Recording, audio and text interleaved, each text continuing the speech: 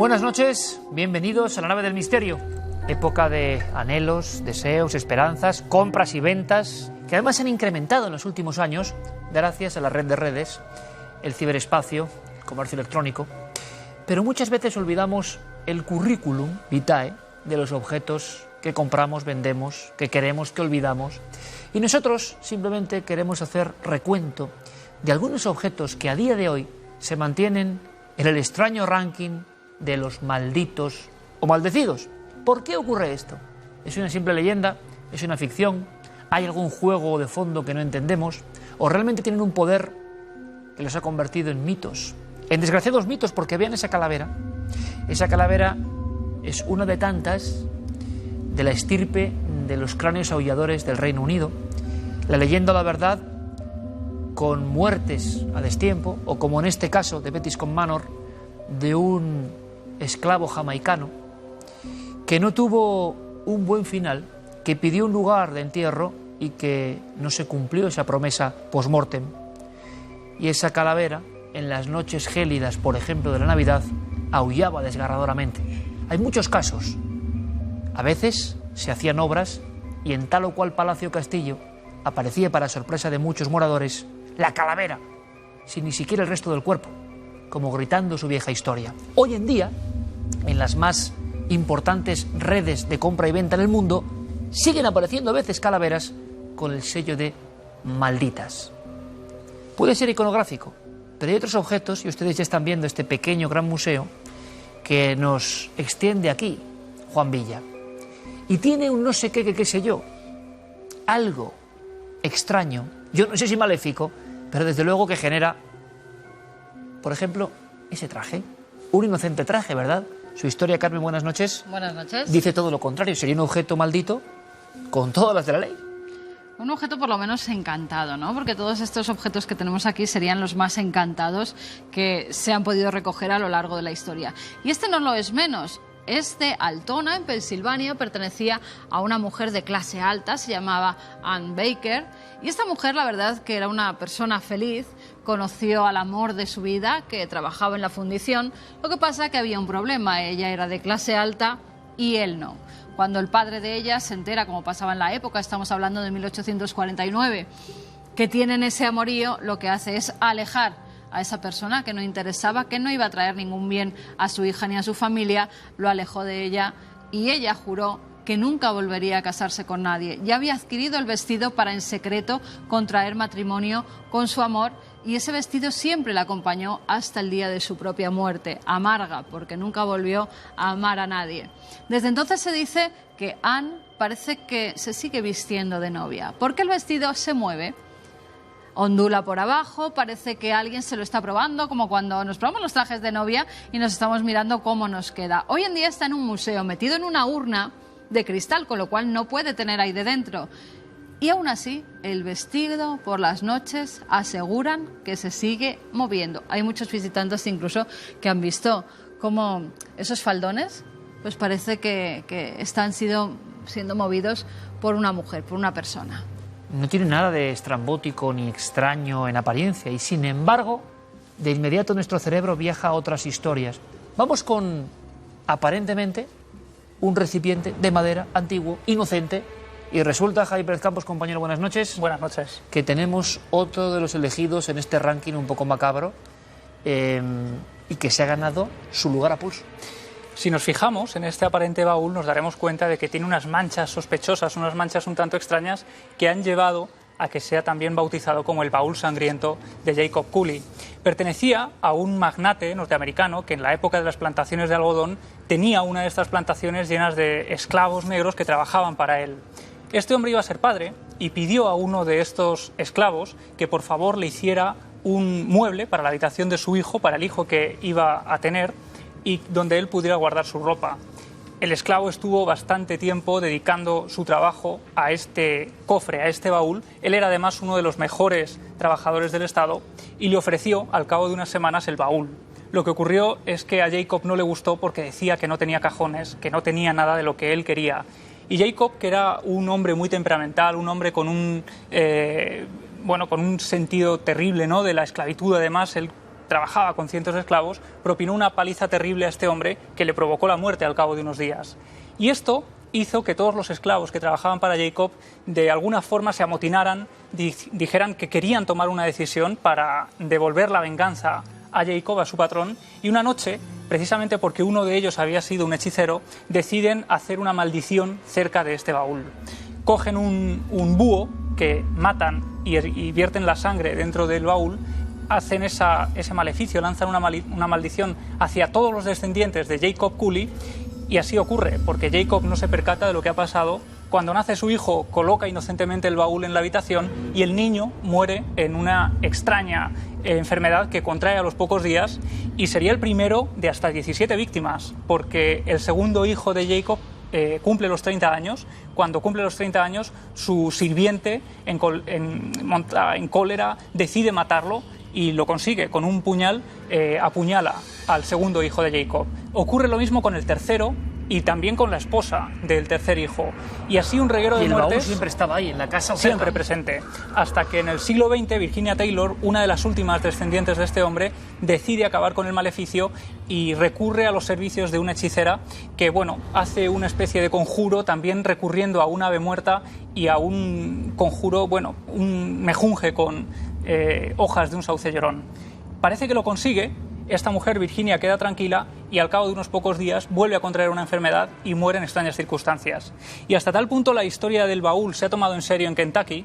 Actualmente, para que nos hagamos una idea, sigue en un museo, en el Museo de Historia de Kentucky. Lo que ocurre es que no está expuesto, está guardado en los sótanos del museo porque los conservadores están convencidos de que el baúl sangriento podría volver a cobrarse alguna víctima. Javi, Carmen, espectadores, por supuesto, amigos, es muy curioso porque en España hemos hablado muchas veces, ¿os acordáis de aquel sillón del diablo en Valladolid? Hay más casos, y me cuentan algunos buenos compañeros del programa, como Pablo Villarrubia, que cuando estaba él con uno de estos objetos malditos españoles, aquí no somos como en Estados Unidos, el Reino Unido, que incluso mostramos en museos esto como parte de la historia oscura, sino que se encuentra uno con todo tipo de problemas, porque en España, esto no son solo cosas anglosajonas, en España hay objetos con fama de malditos y de muertos alrededor, y grabar e indagar sobre ellos es muy complicado todavía hoy.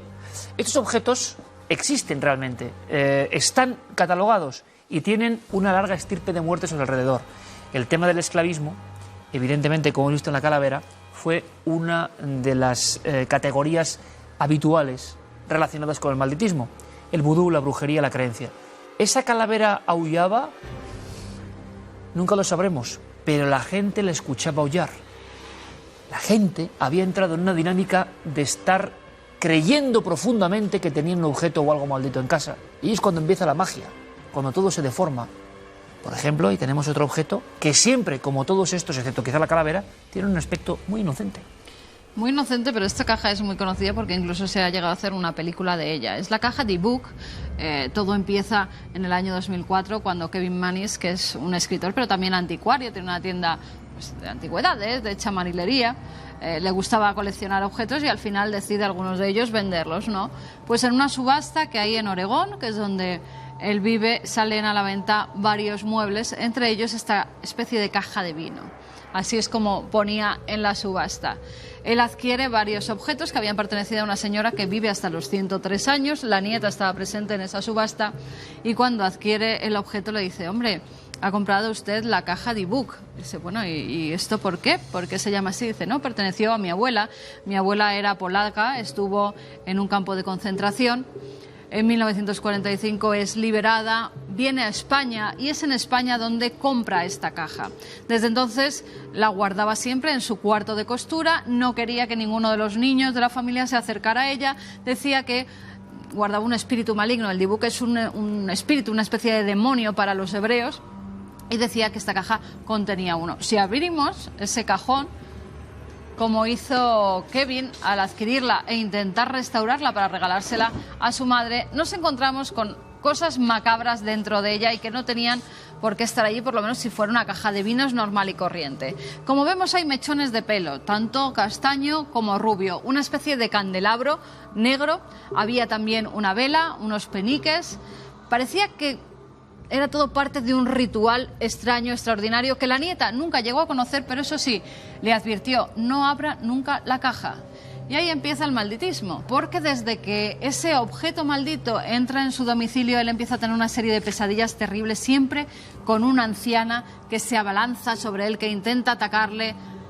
Lo curioso del caso es que con todas las personas que habían tenido la caja, las propias de su familia, un día se reúnen, empiezan todos a compartir esas experiencias de ensoñación y todos habían soñado lo mismo, con esa anciana terrorífica, la describen todos igual, que quería atacarlos, que quería que hacer el mal sobre ellos. Con lo cual, este hombre decide poner a la venta en una subasta en eBay, la subasta más conocida por todos en la red de redes, y se la vende al dueño de una especie de museo y también catedrático, que incrédulo total. Dice, bueno, esto son tonterías.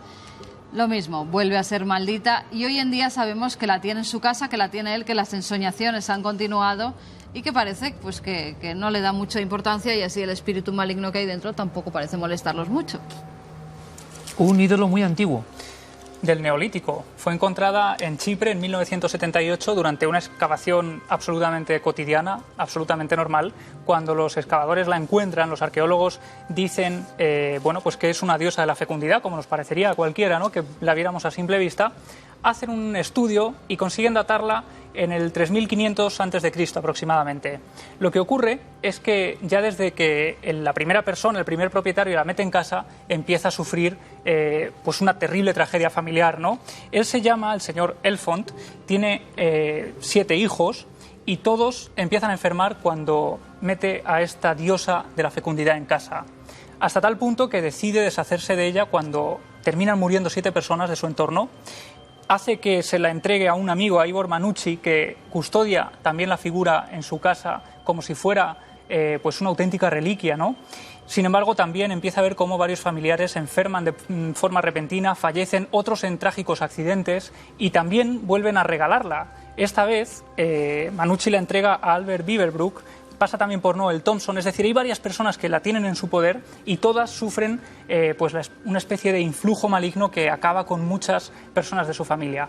Acaban incluso determinando que se trata de una diosa de la muerte. Ese es el nombre que le dan algunos de ellos, y Beaverbrook, el último propietario, ve cómo su mujer fallece, sus 2 hijas fallecen, él muere también, y sus 2 hijos, los únicos supervivientes, deciden deshacerse cuanto antes de esta reliquia. Así que la regalan también al Museo de Escocia, al Museo Real de Escocia en Edimburgo, donde nada más llegar cuentan también las crónicas que el conservador de la sala donde se exponía la diosa muere en un terrible accidente.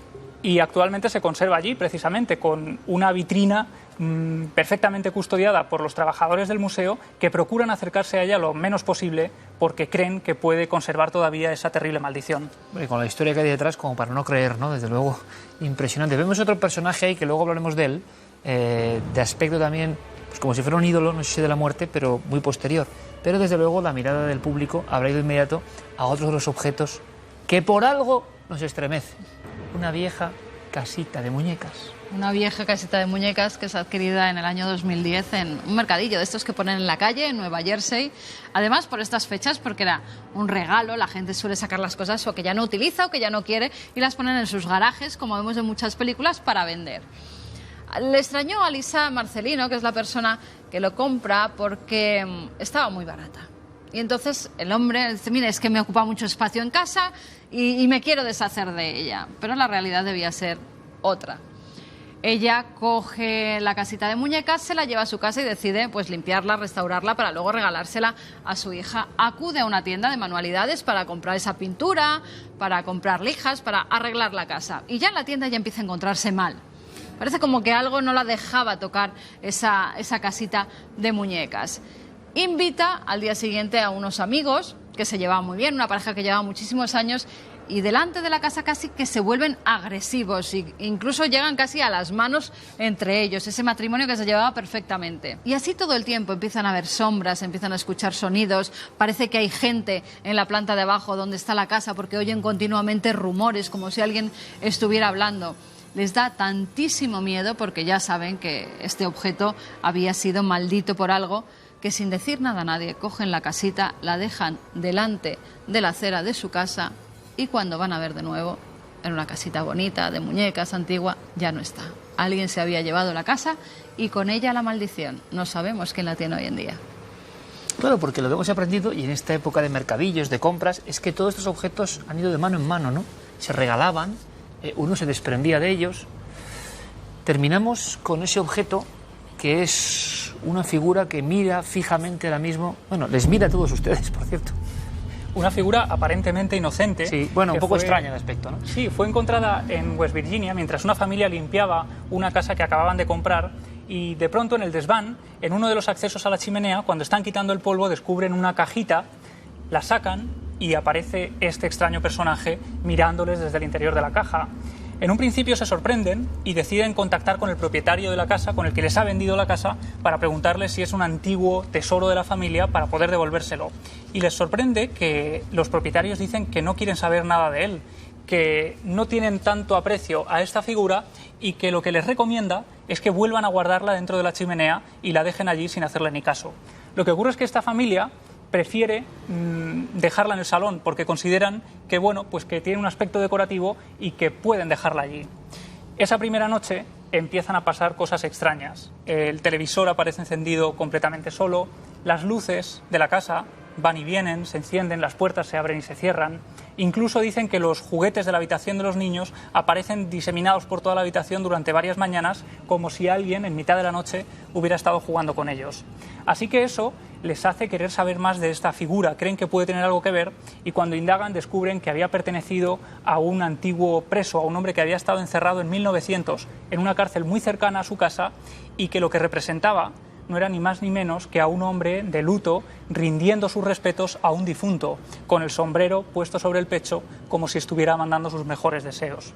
Así que deciden deshacerse de ella cuanto antes, la venden a través de eBay y un coleccionista privado que se dedica a coger este tipo de objetos la compra inmediatamente y se queda con ella. Lo que ocurre es que este es el ejemplo perfecto de cómo eBay, antes Carmen mencionaba que algunas de estas transacciones se llevan a cabo por esa plataforma, se ha visto obligada casi a subir a sus servidores un tutorial perfectamente explicado donde se recomiendan ciertas pautas para los posibles compradores y vendedores de este tipo de objetos y también para que no caigan en la trampa de que determinados objetos se los intenten hacer pasar por malditos y no lo sean. Que viene una cuestión para vosotros que os manejáis mucho en las redes, en la compra y la venta, ¿valen menos? Porque uno podría pensar, los objetos malditos, supuestamente malditos, o con magia simpática, en el fondo es de lo que se trata, ¿no? De creencias sobre un objeto y que nos sugestiona profundamente o no. ¿Valen mucho o no valen nada? Valen mucho. ¿Valen mucho? De hecho, hay gente que incluso retoca las fotografías que sube a esta plataforma para colocarle orbs o para colocarle ciertos elementos extraños que inciten al comprador, al posible comprador, a llevárselo a su casa y a pujar. Y se han llegado a pagar, pues si por una muñeca normal, $10, por muñecas con fantasma, $300 o más. Objetos malditos. Resulta absurdo creer eso hoy, en el siglo XXI, pero expertos hablan de la magia simpática, del ánima, del rito, que quedó en ciertos elementos concretos, que tienen como una pátina con la intención de para qué se hicieron o de qué formaron parte. Así que si usted siente el estremecimiento, da igual que no crea en ello, yo podría no creer en ello, pero imagínense, si sentimos esa especie de repelús, por algo es, y con piezas que van muy atrás en el tiempo o que tienen cierto estilo, se siente ese repelús, ¿verdad? Pues ahí está la prueba, algo significará, hagamos caso de nuestro radar interno. Por cierto, que gracias por la acogida en Mallorca de la Expo de Cuarto Milenio, gracias por la acogida de las Noches del Misterio y gracias por aproximarse a piezas. Estas todavía no están allí, estas cuando lleguen a la siguiente ciudad que iremos informando, yo creo que parte del público, junto a Robert, Leda, nuestros queridos amigos los muñecos malditos, el público las verá con veneración y con mucho respeto como está ocurriendo. Gracias por la acogida, ahí tienen todas las vías de contacto. Esta aventura continúa y lo hace, como no, con el repaso semanal a las noticias del misterio.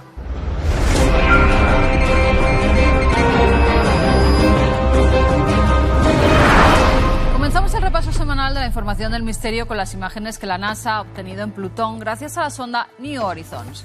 Las tomas fueron capturadas con la cámara telescópica de largo alcance de reconocimiento de imágenes que se encuentra a bordo de la sonda espacial desde un rango de solo 17.000 kilómetros. Las grabaciones en blanco y negro muestran el horizonte de este planeta y la diversidad de terreno, como cráteres, montañas o planicies heladas. Los científicos se han mostrado entusiasmados porque pueden sacar muchos datos para su estudio y porque pone de relieve la gran tecnología que tienen los exploradores robóticos en la actualidad. Y la tecnología también está ayudando a desentrañar misterios del pasado. En este caso, el de una momia de hace 3.200 años que ha sido sometida a tomografías computarizadas en Stanford. Según los análisis, se trata de una mujer que fue sometida a un extraño ritual de momificación, ya que dentro del cráneo se han hallado sedimentos, además de que dejaron su cerebro. En los escaneos también se pudo observar que los huesos habían sido extraídos y juntados todos dentro del fardo. Esta momia, que históricamente era conocida como Hatasón por una inscripción que había en su ataúd, parece que no es tal, porque los especialistas creen que ese cuerpo no era el que originariamente se encontraba en el cartonaje. Al parecer, en el siglo XIX era muy común la reutilización de los ataúdes de más importancia para venderlos a un mayor precio a los coleccionistas. Nos vamos hasta Chile, donde hace unos días se descubrían 337 ballenas muertas. Los científicos, que nada más ver los animales en ese estado dijeron que era una imagen apocalíptica, no saben cuál es el origen del mal que les afecta. Los biólogos han estado recogiendo muestras de los restos de las ballenas y del agua de esta parte de la Patagonia y manejan la hipótesis de una marea roja que trae consigo una alga tóxica. Una biotoxina en el plancton de la zona pudo haber contaminado la cadena alimenticia de las ballenas, ocasionándoles la muerte en alta mar, y luego las corrientes las arrastraron hacia la orilla. Y el Titanic siempre vuelve a ser noticia. En este caso se ha descubierto un archivo en el que se muestra un alto nivel de participación de masones en la investigación sobre el hundimiento del barco. Al parecer, según este archivo, que incluye nombres de 2 millones de masones, no solo el juez que supervisó la investigación sobre el desastre, sino los principales detectives que hablaron con los supervivientes y recogieron pruebas, pertenecían a esta logia. Mientras que una investigación culpaba a la White Star Line y a la Junta Británica de Comercio por no haber dotado al buque de suficientes botes salvavidas, la investigación llevada a cabo por Lord Mersey evitó que se culpara a esta última. Tanto Mersey como Edward Chaston, que era el ingeniero superior, el presidente de los astilleros donde se construyó el Titanic y uno de los directores de la White Star, figuran entre la lista de masones relacionados con el barco. Esta ha sacado a la luz una posible trama de encubrimiento entre los hermanos masones, ya que los principales culpables salieron exonerados en la investigación. Y acabamos en Jerusalén, donde por primera vez se ha hallado un sello de un rey israelita o de Judá. Durante las excavaciones que se están haciendo en el monte del templo se halló un pequeño trozo de arcilla llamado bulla con inscripciones que ahora han sido desveladas. En una de sus caras se puede leer: pertenece a Ezequías, hijo de Acaz, rey de Judá.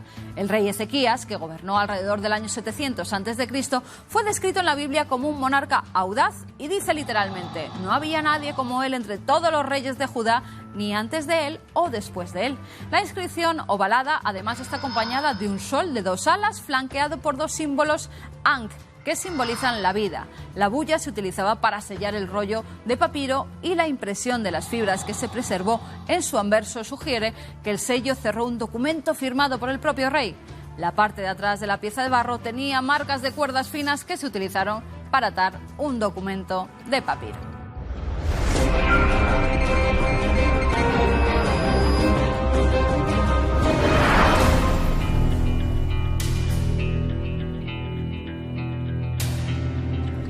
Y llega ya el momento del archivo de Fernando Cámara, que yo creo que es una de las secciones que más satisfacciones, por lo menos a nivel personal, me ofrecen. ¿Por qué?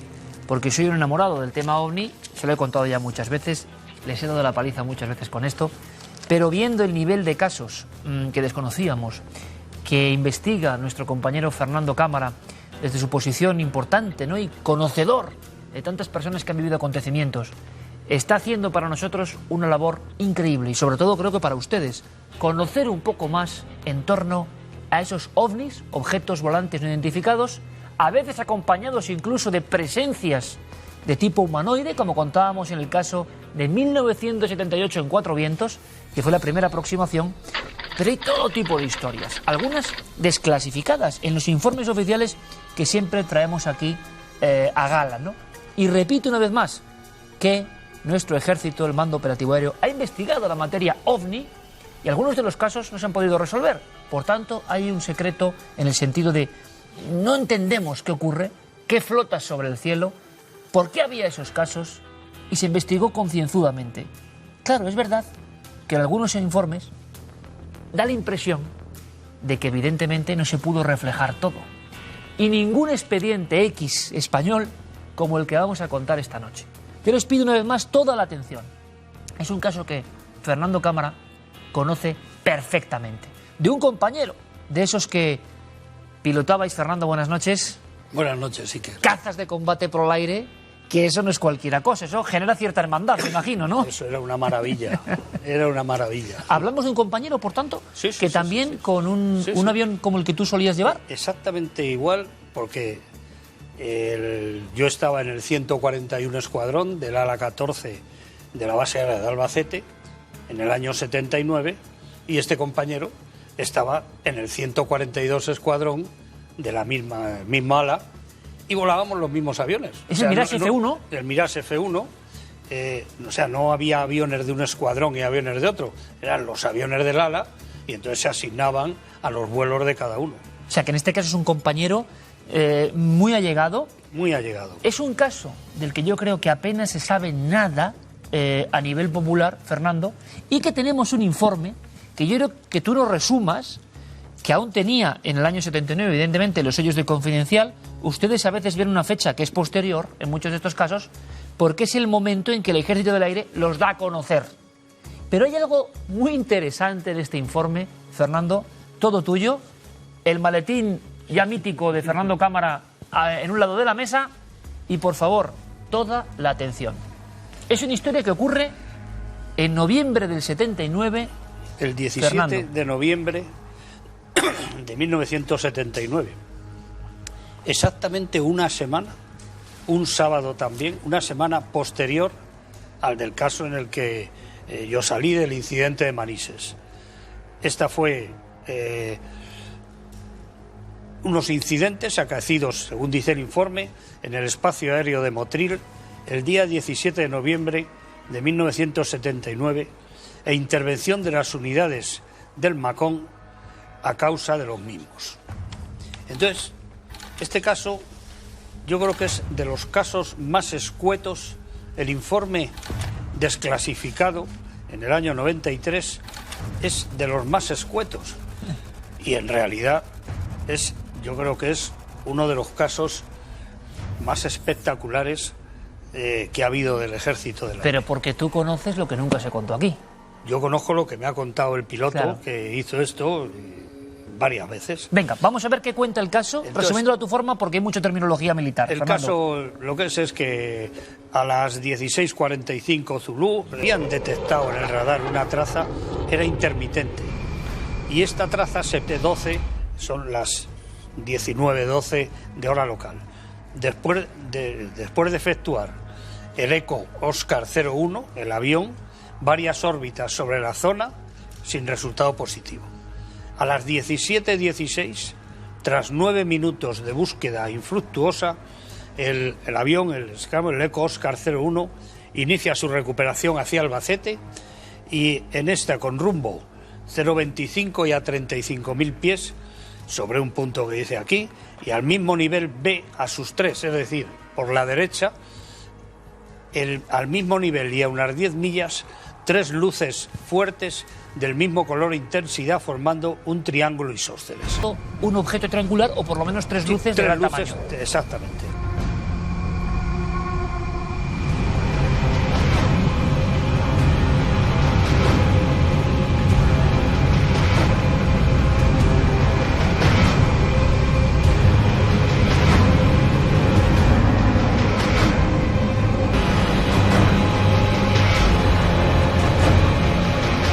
Recibido, volviendo a base. Después de 10 minutos de vuelo, 10 minutos. 10 minutos de vuelo a 0,95 de Mach, es decir, casi a la velocidad del sonido, 10 minutos de vuelo a esa velocidad Es una y a barbaridad. esa altura, el avión ese hace 100 millas. Y aproximadamente, encontrándose, dice aquí, a unas 140 millas de Albacete, ya sobrepasada la costa, y no pudiéndose acercar a las luces, el Eco Oscar 01 procedió a recuperarse a Albacete.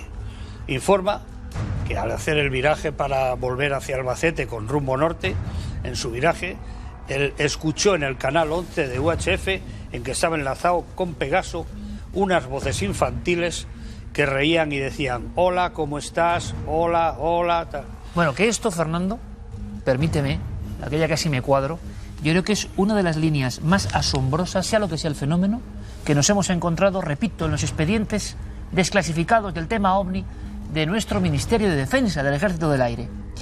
En el expediente 0130 de este caso, dicen que el piloto de combate recibe por el canal unas voces infantiles, es decir, que uno no entiende muy bien, infantiles, o que él identificaría como infantiles, y le repiten varias veces: hola, ¿cómo estás? Hola, hola. La interferencia esta de las voces dice que dura 30 segundos y lo siguiente que dice el expediente es que el Eco Oscar 01 tomó tierra sin novedad en Albacete a las 18:05 Zulu. Esta es la historia. Esta es la historia, este es el informe. Que no está mal, porque a ver Bueno. qué pintan unas voces de niños, Sí. como hablando a un piloto cuando ha ido a perseguir un ovni y ha visto esa, parece, estructura de gran tamaño que está circundada por 3 luces. Esta es la historia oficial. ¿Y tú qué sabes, Fernando? Pues yo sé la historia real. Entonces, cuando el avión está haciendo esas órbitas sobre Motril, de pronto parece que hay otro avión que le ha dado una pasada de abajo arriba, decía, saliendo desde abajo, por delante del morro, y como si llevase el posquemador encendido, en un tráfico en la zona. Entonces, digo, oye, pues me acaba de dar una pasada, esas luces, ese triángulo de luces, esas estaban en la lejanía, pero en lo que sigue es a eso que le ha dado la pasada de abajo arriba. Wow, entonces es como si algo ajeno a esa gran... Entonces esos 10 minutos, a punto 95 y 35.000 pies que se dirige en ese rumbo, pues ve que eso que le ha dado la pasada se mete en la expresión suya era como si fuese el edificio de la Torre de España puesto horizontal. Una cosa gigantesca, me estás hablando, cosa en mitad del cielo. Enorme.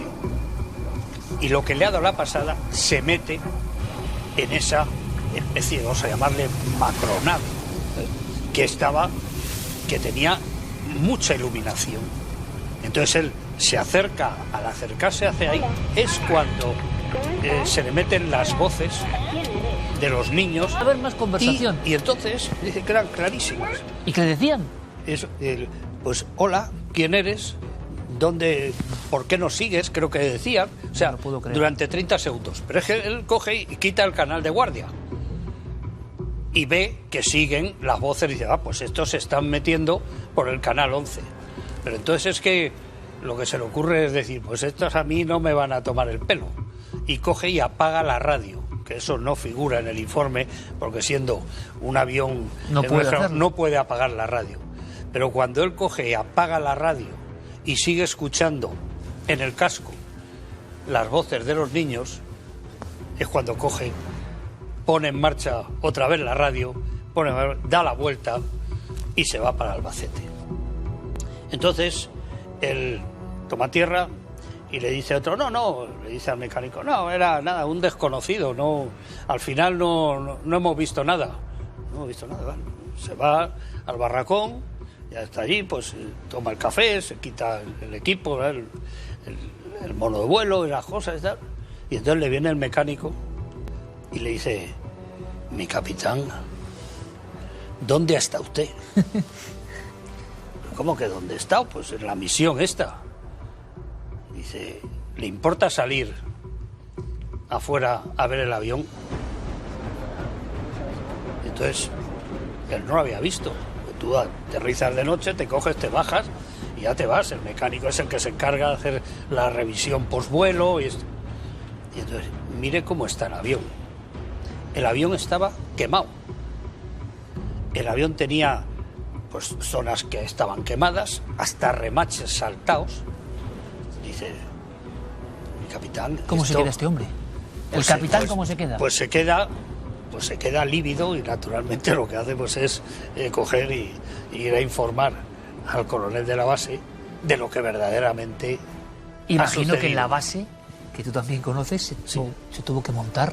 O sea, no es normal que eso ocurra. Pues mira, yo era del otro escuadrón y no se supo.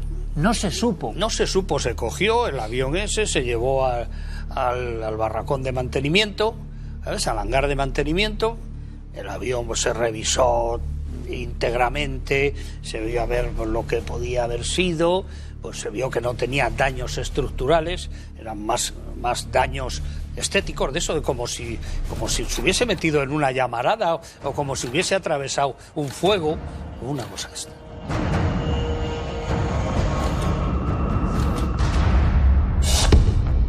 Hay otra escena, ya más personal, que entra dentro de lo precisamente individual y que por tu amistad, Fernando, te revela y que yo creo que ya es la bomba, ¿no? Con la historia de este hombre, repito, prestigiosísimo, de gran nivel en el ámbito militar y que encima le ocurre algo después. Exacto. Él va al día siguiente, terminabas de la alarma y te ibas a casa. Normalmente tenías libre, además era un sábado, el día siguiente era domingo. Se va a casa y entonces pues a su mujer, a sus niños pues les cuenta, no sé, ¿no? O sea, ayer he salido esto y ha habido pues este caso y esto y una pasada y el avión está dañado y bueno, pues ahí lo están arreglando, pero en fin, este es un tema pues que es confidencial, que luego después se ha desclasificado, digamos en parte. No pienso que sea por mal eso, pienso que es que el informe completo debió de quedarse en la base.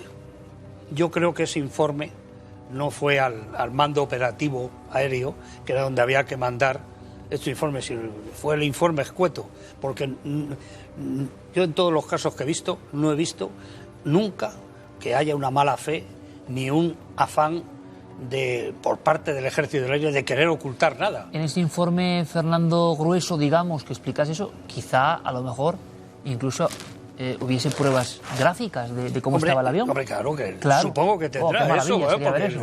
Pero bueno, ese yo no lo he visto. Bueno, sé que lo hay, pero no lo he visto. Puedes igual, vete a saber lo que puede pasar contigo. Bueno, entonces él se va a casa y cuenta a su mujer pues lo que le ha pasado, a su familia. Y entonces, bueno, pues nada. Y ya a la hora del aperitivo, dice, va a tomar una cervecita porque estas cosas son de las que hay que tomarse una cerveza. Entonces coge, le ponen la cerveza en su vaso, coge el vaso, ¿sabes? Y ¡pum! El vaso hecho añicos.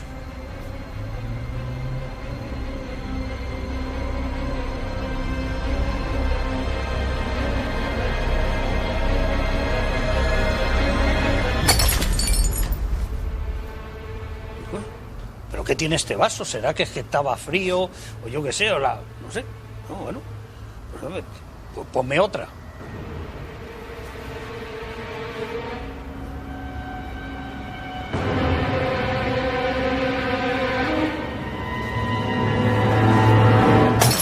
¡Pum! Y el vaso. Entonces se pasó, yo creo que más de un mes, que cosa de cristal que tocaba, cosa de cristal que se rompía. Estuvo comiendo en platos de papel, y con vasos de papel. Y aproximadamente me contaba porque sería pues, un mes o 40 días, no sé. Pues así, de pronto, ya otro día se fue a tomar ese y ya le había desaparecido. Como imantado o irradiado por algo. Como ese magnetismo o esa cosa, él por lo demás. ¿Pero médicamente le hicieron algún tipo de prueba? No sabía. No lo sé, si le harían eso, pero yo, vamos, encuentro perfectamente. No es una cosa de un día ni de un vaso. Durante 40 días, ese hombre que ha vivido esa experiencia, cualquier cosa que toca se quiebra y se rompe. De cristal. Nunca tuvo una explicación. No tuvo la explicación.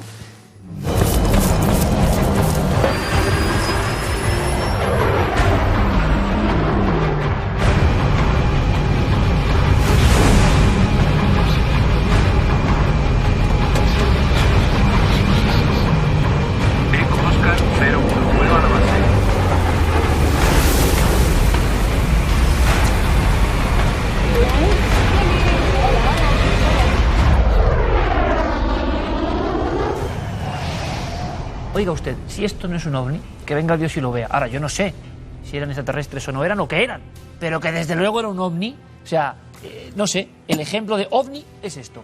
El tipo de testigos de élite, lo que ocurrió, la cantidad de información y lo que luego le pasó a esa persona. Bueno, casos que nunca sabríamos, ni siquiera los investigadores, si no es por la experiencia, la pericia y contar con este amigo, ¿no?, que es un orgullo, que investiga. Así que si te parece, Fernando, como esto lleva dando sus frutos, seguimos poniendo líneas de contacto ahí muy claritas, porque yo sé que es mucho más fácil que a Fernando, sea a nivel personal, que le lleguen sus colegas, amigos, y que tengan ganas de que esto se cuente y sepa, más que igual el público en general. Pero abrimos líneas de contacto, de cualquier información puede ser interesante, más aún cuando Fernando Cámara no solo se va a ocupar de su archivo en sí, sino que hay casos recientísimos que tampoco se cuentan, que estamos investigando y que están ocurriendo. Fernando, solo decirte que es un honor contar contigo, que yo me quedo absolutamente asombrado y que espero que el público se quede igualmente alucinado. Esto es historia de informes militares, oficiales. No es que contemos una cosa u otra, pero sin ti esto sería imposible. Muchas gracias por esta misión que estás haciendo, muchas gracias por este empeño que le estás poniendo y por este entusiasmo. Te lo agradezco, no sabes cuánto. Fernando. Pues a ti y colaboraremos en lo que podamos e investigaremos lo que podamos, sí, y lo que nos dejen. ¿Qué nos mostrará ese maletín? Bueno, ese maletín se va a convertir ya en un absoluto clásico. ¿Qué caso vendrá? ¿Moderno? Porque los hay muy recientes. ¿Otro caso que nos deje sin palabras? No es fácil. Fernando, gracias mil, de verdad. Luego me ha pasado desde el programa anterior, pues compañeros y conocidos que claro, que saben también de estos casos. Pero, el otro día ya vi que contaste el caso de fulanito de tal. Que lo conocían. Claro, que lo conocían también. Hombre, contaste el caso claro, no dijiste, no, aquí no decimos nombres. Garantizamos el anonimato. Si no nos autorizan a que lo digamos. Y además que lo importante, Fernando, es el caso en sí. Así que, lo que nos demuestra, no la persona en sí. Todas son de élite, que es lo curioso. Supongo que después de este pues saldrá a decir, hombre, has contado también el caso de fulano de tal. Mil gracias, Fernando, porque creo que lo que estás haciendo, de verdad, te lo digo, es histórico, no ha ocurrido nunca. Y siempre para saber, para conocer de este misterio, pues que el propio Fernando ha tenido enfrente, ¿no? Gracias, compañero, como siempre. Vamos con otra historia bien distinta y bien bonita y bien hermosa. Ustedes saben que con nuestros amigos de Fauna y Acción, a los que tanto apreciamos y tanto queremos, estamos grabando animales, fauna desconocida. Estamos haciendo un archivo, como el archivo de Fernando Cámara, pero en este caso de esa naturaleza de la que desconocemos prácticamente todo, y contando historias que yo creo que habitualmente no se cuentan. Carmen ha estado filmando, ella es muy valiente, ya saben, ¿no? Y muy arriesgada también. Ha estado filmando con un animal que, aunque este no es de un tamaño excesivo, sí que van a ver su leyenda, su fama, su estigma, es brutal. Escucho ya casi una risa. Vamos a verlo. La hiena es uno de los animales que peor fama tiene en el mundo animal. Sus ataques son siempre mortales. Hoy conoceremos muchas de las leyendas en torno a ese extraño cuerpo, con la parte trasera mucho más agachada que la delantera, la cabalgadura del diablo. Así lo llamaban porque parecía que el peso del maligno hacía que el cuerpo de este animal bajara. Y sobre su risa, esa que hiela la sangre de aquel que lo escucha y que sabe que no va a salir vivo. Esta noche conoceremos todas las leyendas y los misterios en torno a este enigmático animal. La hiena es uno de los animales que más miedo infunde ante los que día a día tienen que convivir con ella. Las historias o leyendas se cuentan de generación en generación y siempre son relatos sangrientos, macabros, propios de un animal de las sombras. En las aldeas africanas se cree firmemente en que las brujas, vampiros o incluso algunos chamanes tienen el poder de transformarse en hienas y entrar por las noches en las cabañas para llevarse entre sus férreas fauces a los más pequeños de la tribu. A tan maléficos seres solo se les puede distinguir de los animales auténticos mirándoles la nuca, donde tienen un segundo rostro, el de la persona que los ha poseído. En zonas de Etiopía, Sudán, Tanzania o Marruecos se habla de los boudas. Son herreros cuyo oficio va pasando de padres a hijos, ya que guardan un terrible secreto. En realidad son brujos que por las noches se transforman en hienas para, camuflados en la oscuridad, introducirse en los campos santos y profanar el descanso de los difuntos.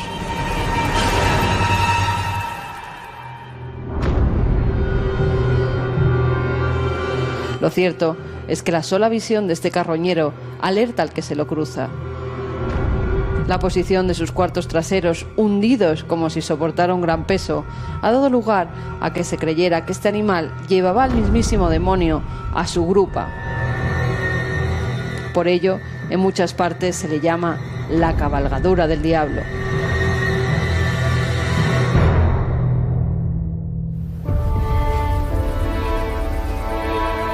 Pero su cráneo robusto, desmesurado, dotado de hocicos romos y la dentadura más letal del reino animal, y esos ojos grandes, oscuros y sin brillo, no ayudan a que se le quiera criar en cautividad.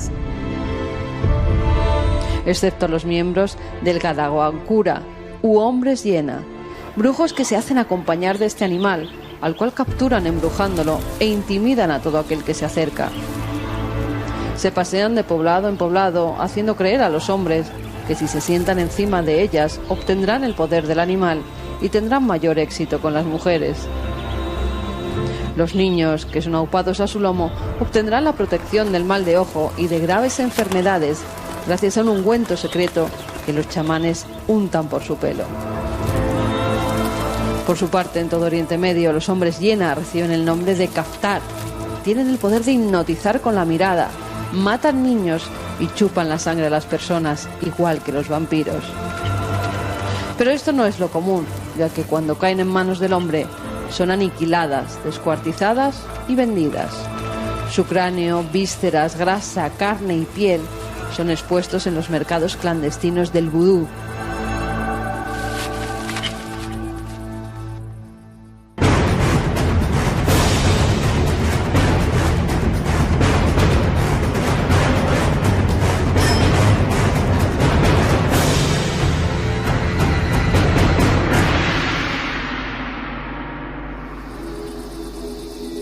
Pero no todo es leyenda o brujería en torno a la hiena. Los científicos también han querido saber más de este animal, sobre todo de algo que inquieta a todo aquel que la mira, su macabra risa. Un estudio reciente ha llegado a la conclusión que esos terribles sonidos que salen de su garganta cumplen una función dentro del complejo sistema social en el que viven. Su risa revela su edad, su rango social, el estado en el que se encuentra, e incluso se ha podido saber que cada hiena se ríe de un modo distinto y que puede emitir hasta 10 tipos de vocalización diferentes. Lo cierto es que quien escucha algunos de esos macabros chillidos nunca lo puede olvidar. Eso sí vive para contarlo.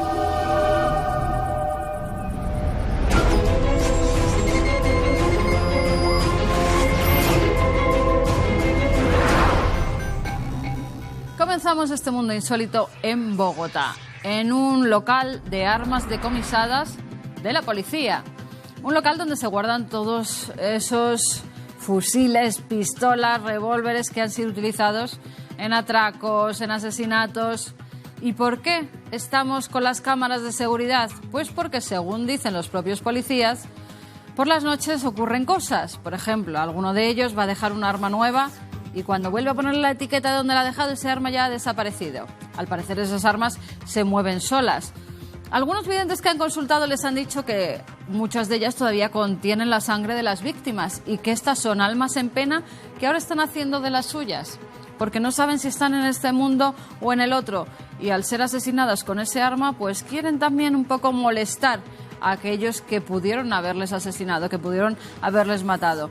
Estamos viendo cómo los policías incluso han llamado a personas que con las varillas están identificando si hay corrientes de agua por debajo, si esos movimientos poltergeist se producen por algo o verdaderamente son espíritus que se mueven por ese recinto completamente armado. Y nos vamos ahora con un cantante filipino. Ahí le vemos tan sonriente con la tarta, con su mujer también filipina, actriz, los dos de éxito. Hacen varias fotografías y en una de ellas sale un invitado que no conocían, un invitado fantasmal. Parece que no hay nada, pero uno de los fotógrafos que estaba allí se le ocurrió aclarar la imagen. Y ahí está, como un niño terrible, fantasmal, de esos que salen en las películas japonesas, ¿verdad? Como muy blancos. Bueno, pues que no se quiso perder la boda. Que ahí está también el muchacho, que no sabemos quién será. Habría que preguntar al cantante o a la actriz, algún hermano, primo fallecido ya. Pues puede ser, o simplemente es un reflejo de algo. Y acabamos con un nuevo animal. Han oído hablar de los unicornios, ¿verdad? De esos animales míticos, preciosos, con un solo cuerno en medio de la frente. Pero, ¿y los torocornios? Pues aquí tenemos al primer torocornio de la historia. Una aldea de Brasil. Pues que el aldeano, cuidando de su animal, se dio cuenta de que no le salían cuernos en los laterales, pero justamente tenía una protuberancia pues bastante grande en medio de la frente. Fue creciendo y ahí lo tienen. A lo mejor el mítico unicornio algún día existió y estamos haciendo como que eran leyendas. Pues si existe un torocornio, ¿por qué no iba a existir un unicornio? Ahí lo tenemos. Ahora lo que quieren los veterinarios es ir a estudiarlo, a ver si es por alguna mutación genética o algo que ha podido sufrir este animal. Intentaremos descubrirlo.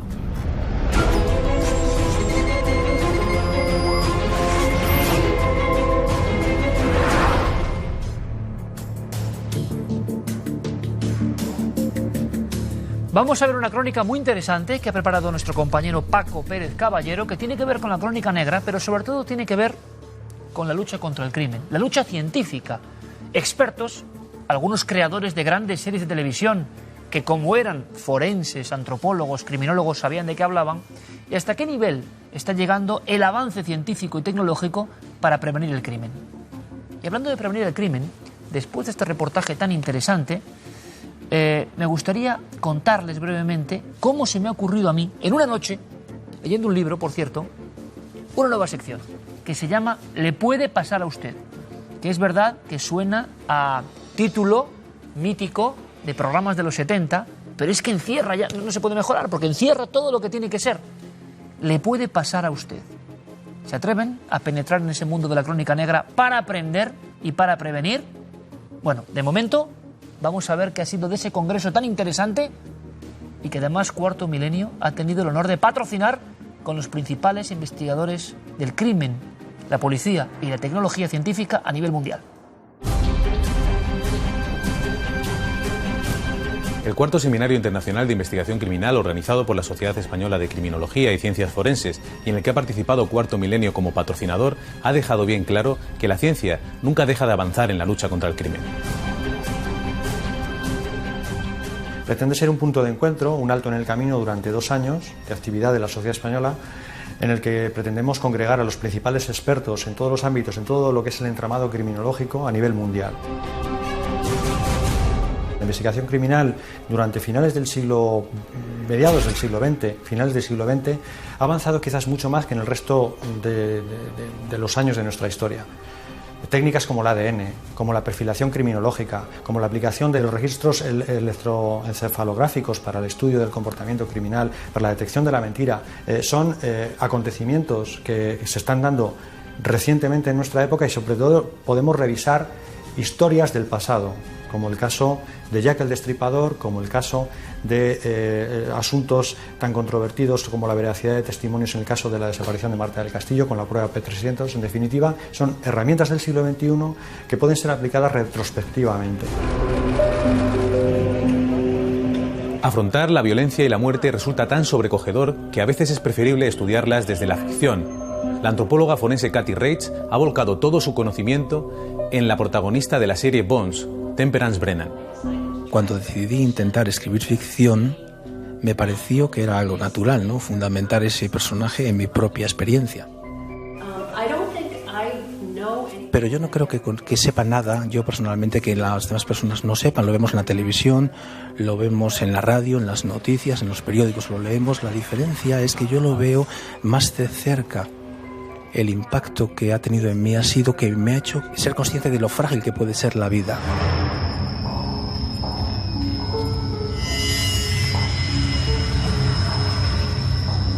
Las técnicas modernas de investigación permiten encontrar nuevas claves, no solo en los sucesos actuales, sino también en misterios clásicos como los crímenes de Jack el Destripador.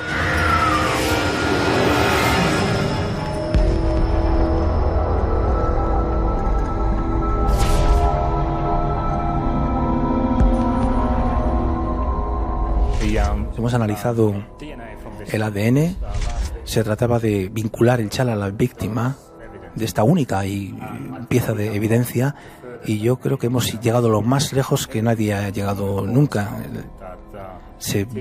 La gente nos dice que esa teoría que hemos postulado es la correcta. Cada vez contamos con más y mejores herramientas para seguir los pasos del asesino y para conocerlo mejor. Sí que somos conscientes de los riesgos que hay y de la amenaza terrorista, sobre todo, pero hay otras también que tienen que ver con la densidad urbana, porque claramente las amenazas y los riesgos de cualquier tipo se multiplican muchísimo en este tipo de entorno, ¿no? Entonces sí que en el mundo occidental, digamos, los gobiernos sí que son conscientes de los riesgos y hay unas inversiones enormes en cuanto a las medidas de seguridad dentro de las ciudades. Si nos preguntamos si aquello significa que no se pueda producir algún tipo de problema, un ataque, no, claramente que sí se podría producir, pero es la cuestión de la capacidad de reaccionar.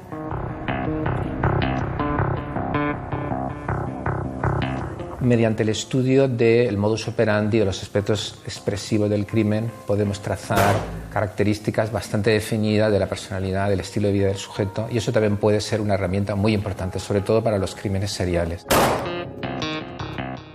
Incluso podemos introducirnos en el cerebro y tratar de entender su funcionamiento. Los potenciales evocados cognitivos, que hay muchos, no solo está la P300 famosa, hay muchos más, pues son, digamos, reacciones de la actividad eléctrica del cerebro cuando esa información que le llega reúne determinadas características.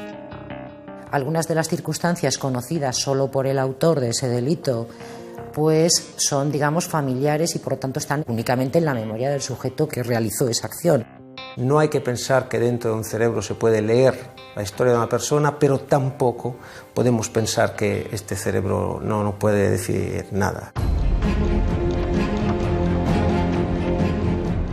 A pesar de todos los avances, la violencia resulta difícil de vencer. Está dentro de nosotros. La violencia es uno de los rasgos de nuestra condición, lo mismo que el cuidado y lo mismo que la ternura por los niños, etc. Son rasgos que, si algún día desapareciesen, pues querría decir que el hombre se está de alguna manera robotizando o perdiendo sus rasgos biológicos elementales.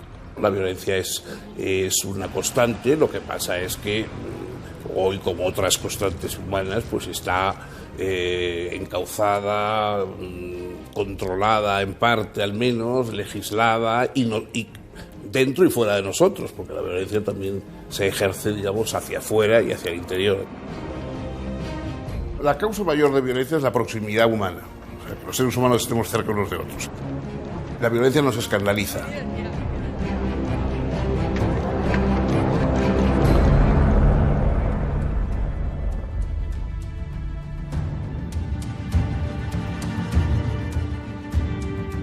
Bueno, y ahora, después de haber visto tantos ilustres expertos, vamos a empezar un experimento nuevo en forma de sección, que yo creo que va a ser muy interesante, y les adelantaba algo.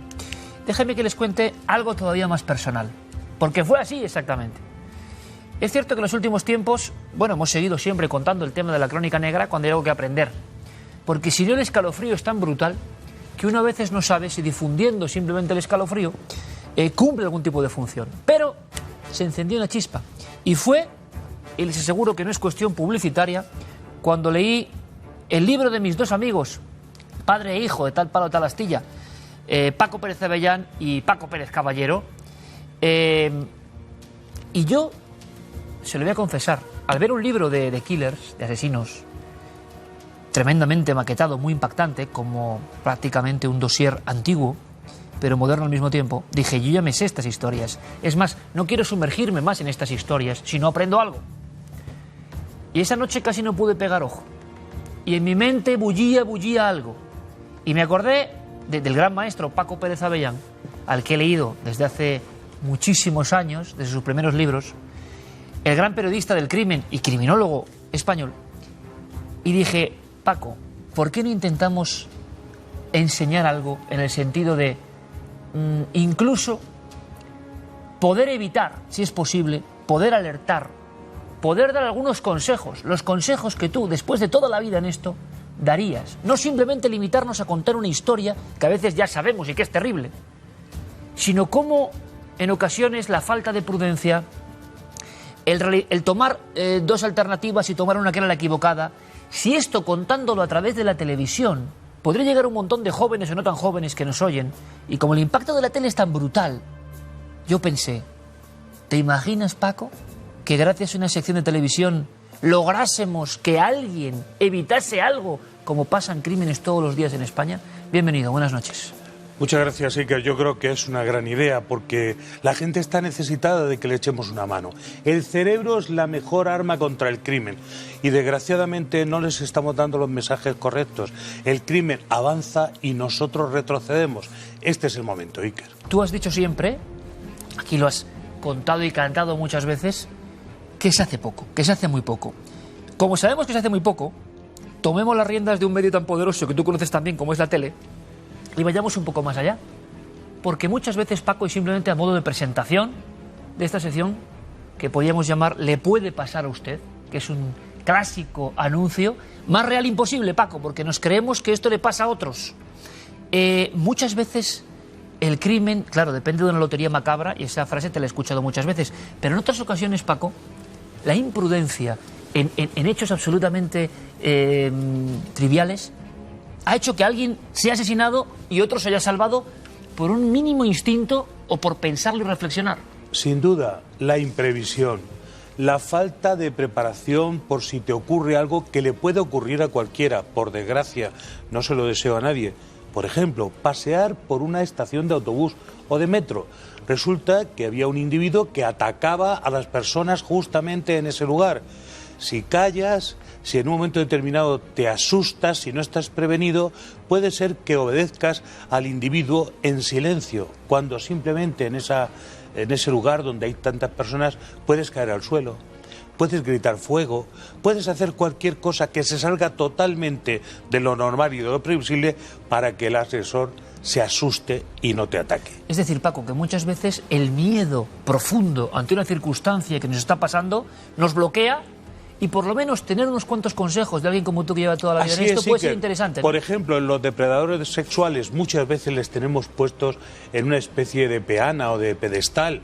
Debemos bajarlos de ahí. Son individuos vulnerables. Si nosotros, sin cometer por nuestra parte ninguna cosa temeraria, somos capaces de hacerle frente directamente porque tenemos algo preparado, una sorpresa que nos espera, podemos escapar. Bueno, Paco nos va a traer sus consejos, unos consejos que vienen, pues yo creo que fue en el 75 tu primer libro de los Galindos, ¿no, sí, Paco? Así fue. O sea, 40 años. 40 años, sí. Del primer libro, porque él era reportero de pueblo, metido en el asunto de estudiar el crimen. Yo creo que después de 4 décadas, Paco Pérez Avellán puede profundizar y ya no solo contarnos casos como nos va a contar, sino darnos sus consejos, darnos sus advertencias.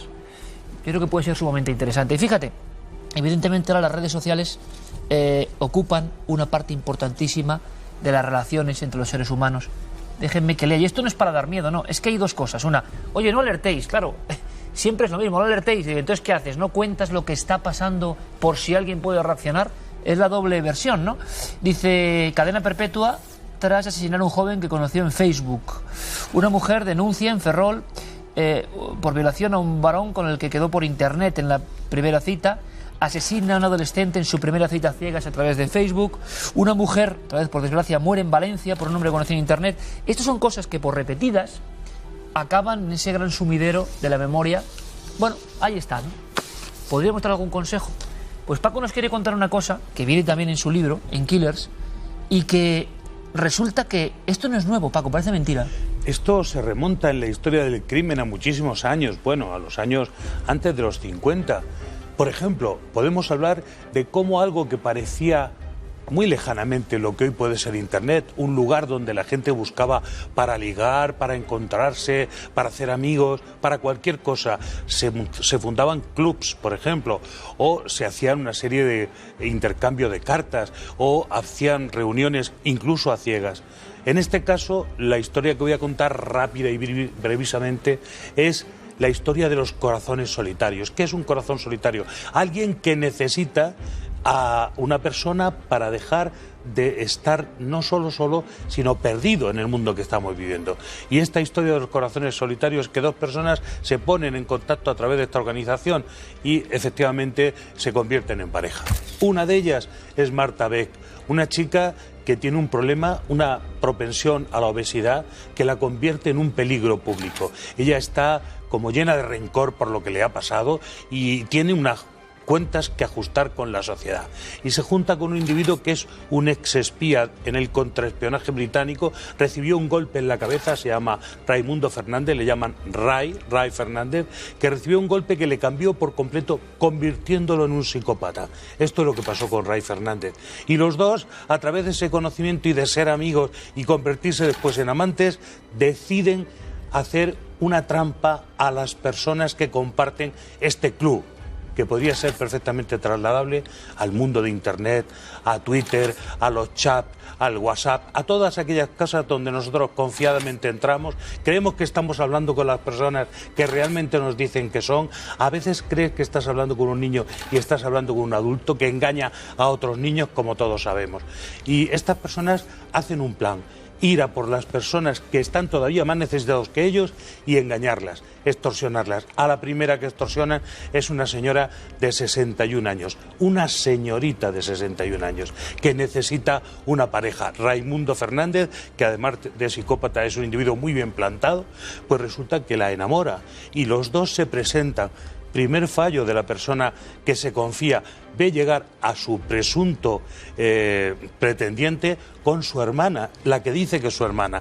Esta chica gordita que está totalmente frustrada por el hecho de no poder gobernar su obesidad, y los dos la engañan, la llevan a un lugar donde les parece que está más vulnerable, la matan, la descuartizan, se llevan todo el dinero que ella tiene y por supuesto empiezan una cadena tremenda de crímenes. O sea, personas vulnerables. Sí. Y ellos veían necesitadas de compañía. Hace 60 años prácticamente, Paco, sí, estamos hablando de las primitivas, por eso he elegido este caso, las primitivas redes sociales, deseo lógico de tener compañía y que puede ser un lugar donde especialmente encuentran acomodo a algunos individuos. Negar esto es una tontería y luego daremos algunos consejos. ¿Cómo continúa la historia, Paco? Lo importante es que el paso siguiente es que enamora también este Raimundo Fernández a una señora de 41 años, con hijos, 2 hijos. Efectivamente repiten esta especie de dramática, este cuento trampa que ellos han preparado.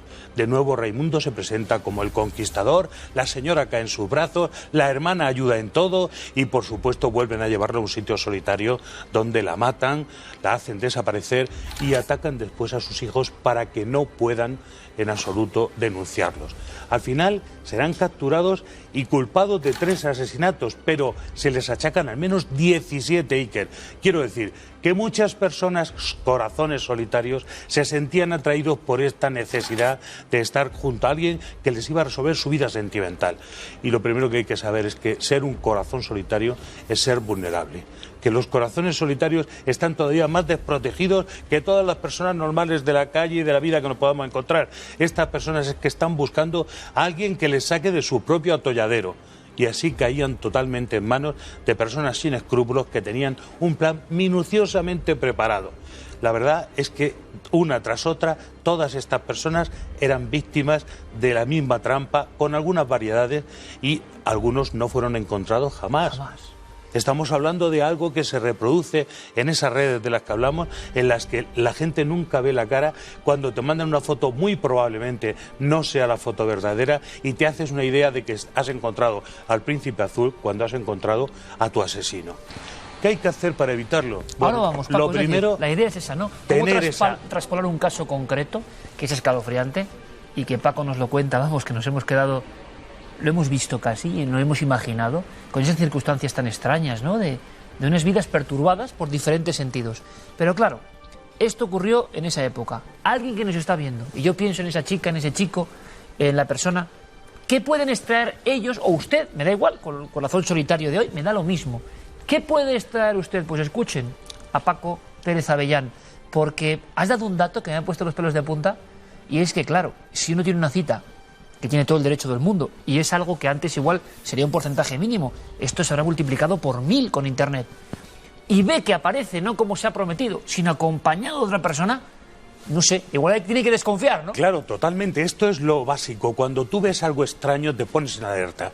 Y a veces tendemos a no escuchar nuestro propio cuerpo, nuestra propia alarma que suena dentro de nosotros. Claro, ¿cómo va a venir un individuo que te va a enamorar con su hermana, acompañada de su hermana, con lo que se ha dicho tradicionalmente en España que es una cesta, una compañía no deseada? Bueno, esto te debe poner en alerta, pero además tienes que saber que estos métodos de conocer gente siempre te llevan a lo que no es, a lo que parece, pero que dentro no oculta. Bueno, oculta bastante, pero no nos deja ver que realmente estamos ante un mundo proceloso en el que entramos como verdaderos corderitos.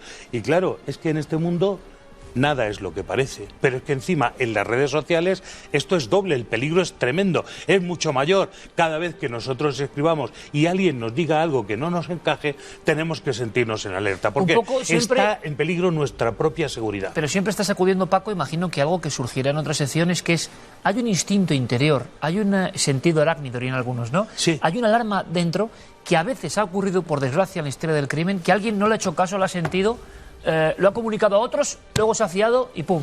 Hay que hacer mucho caso a la corazonada. Tendemos a decir, bueno, esto es que yo soy demasiado estricto, estoy siendo demasiado duro con esta situación, esta persona me gusta. Recordemos que Raimundo era una persona atractiva, pero además tiene ese desparpajo de los psicópatas, alguien que encanta, que son siempre demasiado amables, son personas que no solo tienen buena planta, sino que tienen una verborrea contra la cual es imposible luchar. Eso ocurre realmente, habéis estudiado en el criminológico, claro, que eso pasa. Totalmente, pero tú percibes que estás ante algo que puede ser peligroso, no puedes desoír esa llamada. Y claro, estamos hablando de la simulación, de cuando alguien ha ensayado para dártela, para engañarte. Ese es el tercer consejo que debemos dar esta noche. Y que cualquier cosa que sea irregular en una relación de este tipo, buscada, pero en la que pueden estar esperándonos, tiene que alertarnos inmediatamente. ¿Qué haríamos, Paco, para una persona que tiene uno de estos encuentros, que por supuesto no quiere decir que todas las personas que estén haciendo esto, empresas, demás, que imagino que tendrán todo muy analizado y muy seguro, pero sabemos la realidad? O sea, una cosa es lo que se cuenta y otra cosa es la realidad. Y como aquí en este programa estamos muy hartos de lo políticamente correcto, contamos algo, porque si uno va a las noticias se da cuenta de que el reguero de crímenes, de nuevos crímenes de este tipo, existen. Y si tú eres una chica o un chico que está escuchándonos, por lo menos tienes que saber, no lo apartes, porque no te lo van a contar, pero simplemente haz la búsqueda. Son muchos casos de asesinato en los últimos tiempos de esta forma. Por lo tanto, por lo menos tienes que saberlo, no para ir asustado, no, sino para ir precavido. Porque si ocurre algo de esto, Paco, ¿tú qué consejo darías?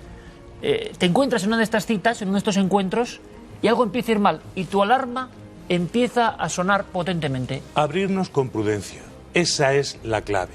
Recordemos que Marta Beck y Raymond Fernández resulta que se llevaron personas que no han sido nunca encontradas. En nuestro país desaparecen personas que no son nunca halladas. ¿Son víctimas de esta persona? Pueden serlo, no lo sabemos.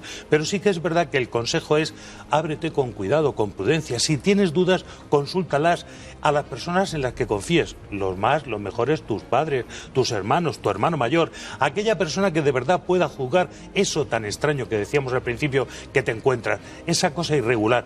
Es que vino a verme con su hermana mayor. Pero hombre, ¿cómo habéis quedado en una cafetería a tomar una copa con la hermana mayor? Por ejemplo, es que llevaba un traje y además resulta que llevaba una ropa de mecánico debajo. Uy, qué extraño. O sea, que una persona va de gala, pero encima tiene un descuido, va con unos zapatos sucios o estropeados. Es decir, cosas que no te encajan y que de pronto te ponen en alerta. Esto es a lo que hay que estar pendiente. Y de a las cosas actúa, irregulares. Paco, porque la gente a veces se bloquea y no actúa.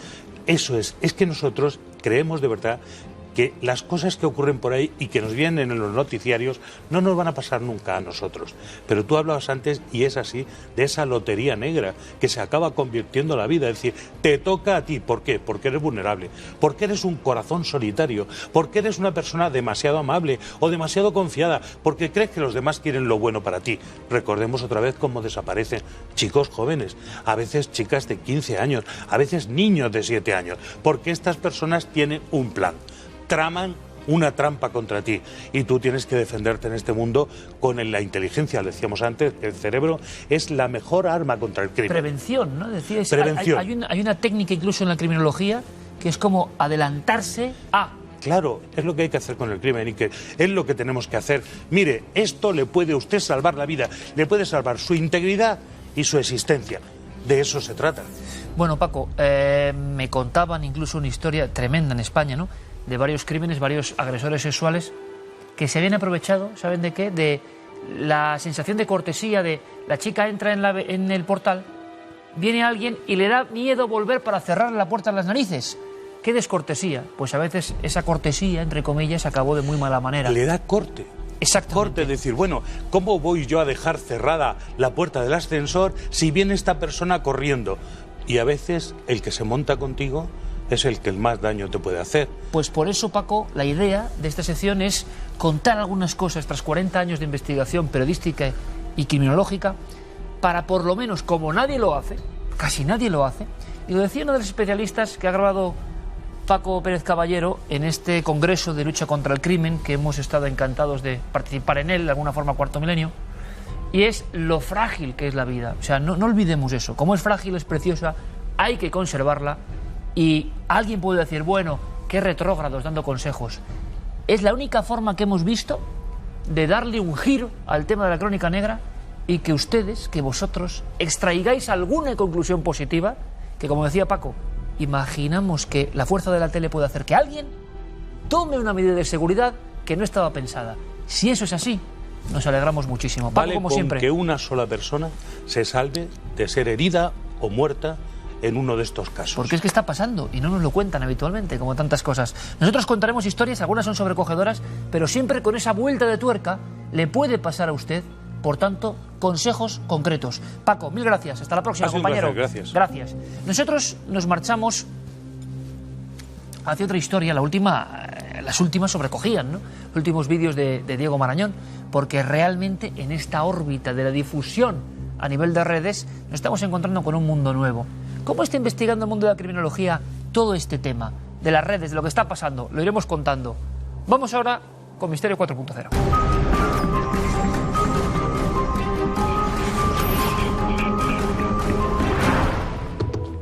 Un día deberíamos hablar de la velocidad de lo viral.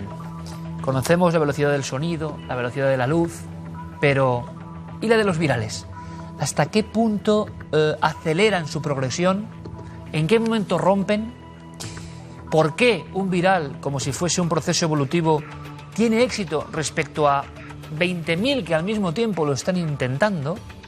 A lo mejor es porque no lo intentan, porque son grabaciones reales que se van reproduciendo. A nivel publicitario, a veces quien lo intenta se queda eso, en una especie de agua de borrajas, porque no logra ese milagro que es que de pronto algo se convierta en casi necesidad para todo el mundo. En el misterio está ocurriendo, y estas imágenes fantasmagóricas son el último ejemplo, ¿verdad, Diego? Buenas noches, Iker. Pues lo que te traigo esta semana son unas imágenes que, a pesar de ser mudas, te aseguro que están causando bastante ruido a lo largo y ancho de la red. Si te parece, vamos a ir viéndolas mientras te cuento todo en detalle. Aquí las tenemos. Este es el vídeo que, como ves, procede de una grabación efectuada por una cámara de seguridad y que muestra en primer lugar a un chico que parece salir corriendo, no sabemos por qué motivo, de una sala en la que están dispuestos una serie de ordenadores. Inmediatamente después el plano cambia y lo que aparece es una mujer que está sentada, ahí la ves, en un comedor, en el comedor de un supuesto hotel. ¿Qué pasa? Que en un momento dado comienza a mostrar cierto nerviosismo, parece que hay algún tipo de movimiento en el mobiliario que nosotros quizá no apreciamos muy bien en la grabación, incluso la chica echa mano de su teléfono móvil para comunicarse con alguien, hasta que, ahí lo tienes, primero vemos como una silla que se mueve provoca su caída, y cuando esta mujer intenta escapar, la situación explota definitivamente, por así decirlo, con lo que parece un violento poltergeist que la sume en un estado de nervios y que acaba provocando incluso su desmayo. En fin, la grabación, como te imaginarás, pues ha llegado hasta el último rincón de la red y ha traído cientos de miles de visitas por la rotundidad de lo que se muestra. La realidad, sin embargo, me temo que vuelve a ser bastante más terrenal, Iker, porque en este caso hay que decir que se trata de un fragmento de Bangunan, el edificio que es una película rodada en Malasia, estrenada este mismo año y que cuenta la historia de un equipo de cine que está intentando terminar el rodaje de una película en un misterioso inmueble encantado o embrujado en el que, según los rumores, han desaparecido ya varias personas. Lo que ha ocurrido aquí es que quienes han subido la escena a las redes sociales han eliminado toda referencia a la película e incluso han silenciado el sonido original del vídeo, y eso obviamente ha creado mucha confusión y ha dificultado de manera espectacular la identificación del origen del vídeo. Nosotros poco más podemos añadir en esta sección, salvo que esperamos que con esta revelación o identificación pública del origen de esas imágenes, todos aquellos que nos ven y a los que les llegan este vídeo, estas imágenes, puedan identificarlo de una vez por todas y por tanto descartarlo como un poltergeist auténtico. Pues es tu labor, Diego. Gracias, compañero, como siempre. Un saludo, Iker, hasta la semana que viene. Y es que ya no solo tenemos la edición de contenidos falsos, ya fragmentos de películas a las que varían o maquillan algún elemento y lo lanzan a la red. Nunca, si lo piensan, en la historia de la humanidad ha sido tan fácil engañar, porque claro, las imágenes son de impacto, lo han visto. Y yo me pregunto en este momento preciso si nuestra labor, en este giro que ha dado la sección de Diego, porque creemos que es necesario, como hemos hecho lo de Le puede pasar a usted, pues en el fondo es lo mismo, pero en lo viral, en las redes, ¿no? No todo lo que llega, ni una mínima parte, es auténtico y real, y sobre todo tiene buena voluntad. Pero yo digo, lograremos que muchas personas digan, mira, esto no es así. Precisamente las personas que quieren y aman estos temas son las primeras que deben reaccionar en torno a tanta falsedad gratuita que se está lanzando, ¿no? Ahora bien, ¿a cuántos millones de personas les seguirá llegando esta información? Y muchos encima, es un fenómeno muy curioso, ¿no?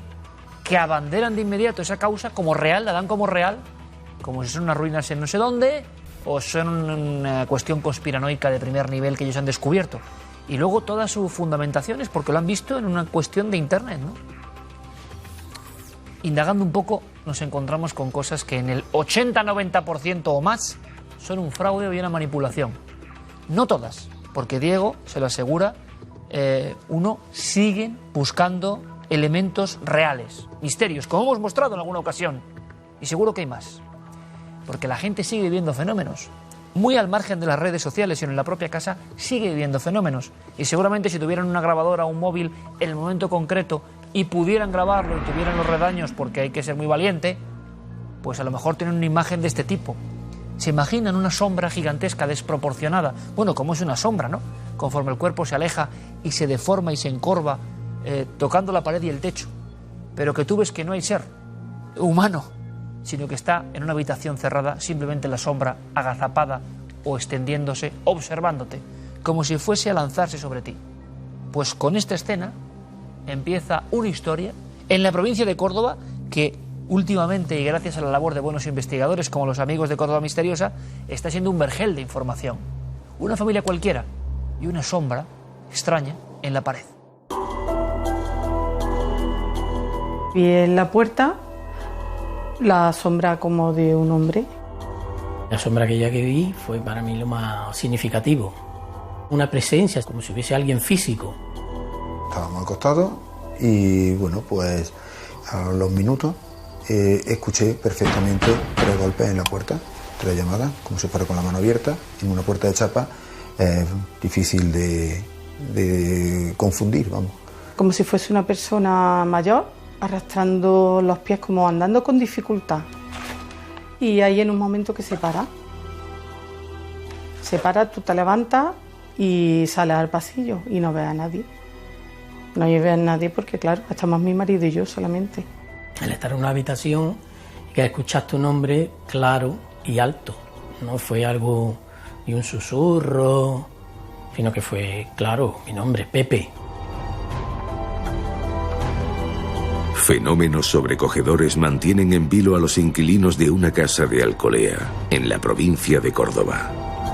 La familia de Pepe y María José comparte con Cuarto Milenio experiencias inquietantes en forma de extraños golpes, pasos y, sobre todo, presencias fantasmales de una escurridiza figura que parece recorrer de manera automática el pasillo de la vivienda.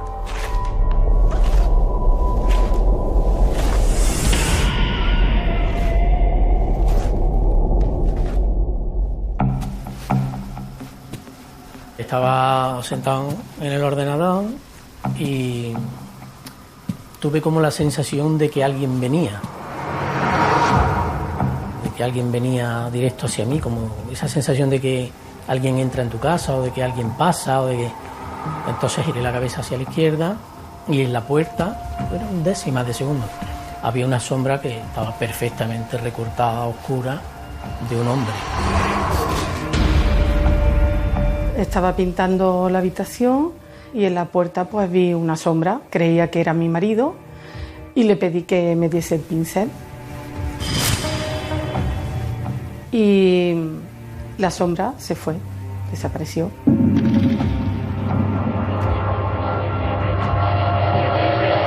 Yo creía que era mi marido, me bajé de la escalera y empecé a llamarlo. Salí al salón y no había nadie, la puerta de la calle estaba cerrada y me asomé y mi marido estaba en la entrada del campo.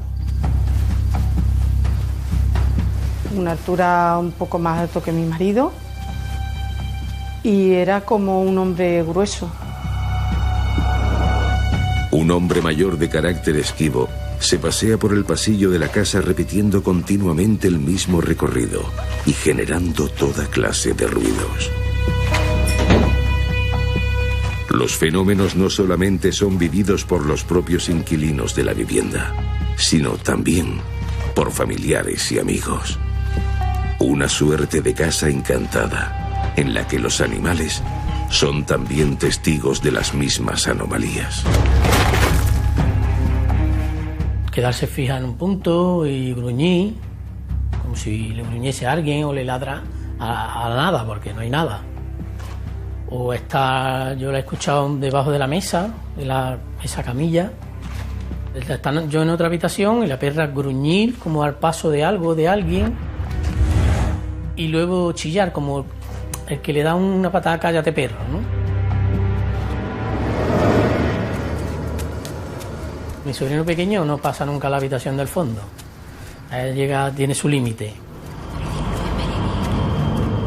Y en 2 ocasiones se queda mirando al fondo del pasillo y dice, Tito, Tito, y Tito no.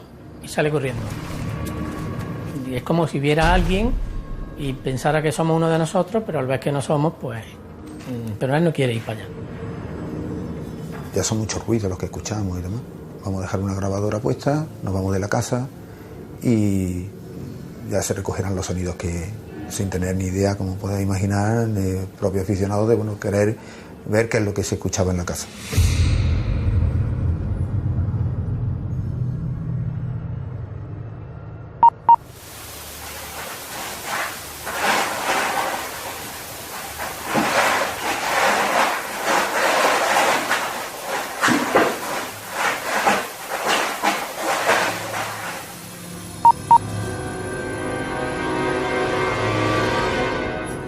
Al escuchar la grabación sí que se identifican otra vez los mismos pasos. Y en este caso sí que la casa estaba totalmente vacía.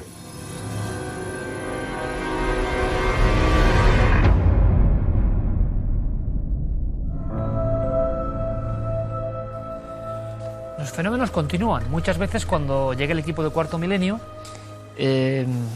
hay como una especie de lapso de tiempo o de bálsamo, sobre todo cuando interviene Paloma Navarrete, sea por lo que fuere, que no lo sabemos, llega un poco la calma. Esa calma compartida de quienes han tenido una tensión especial, un estrés, y contempla a personas ajenas que les hacen caso, les comprenden, les atienden. En este caso no ha sido así, Nacho, compañero, buenas noches. ¿Qué tal? Buenas noches, Iker. Ha habido más virulencia, incluso.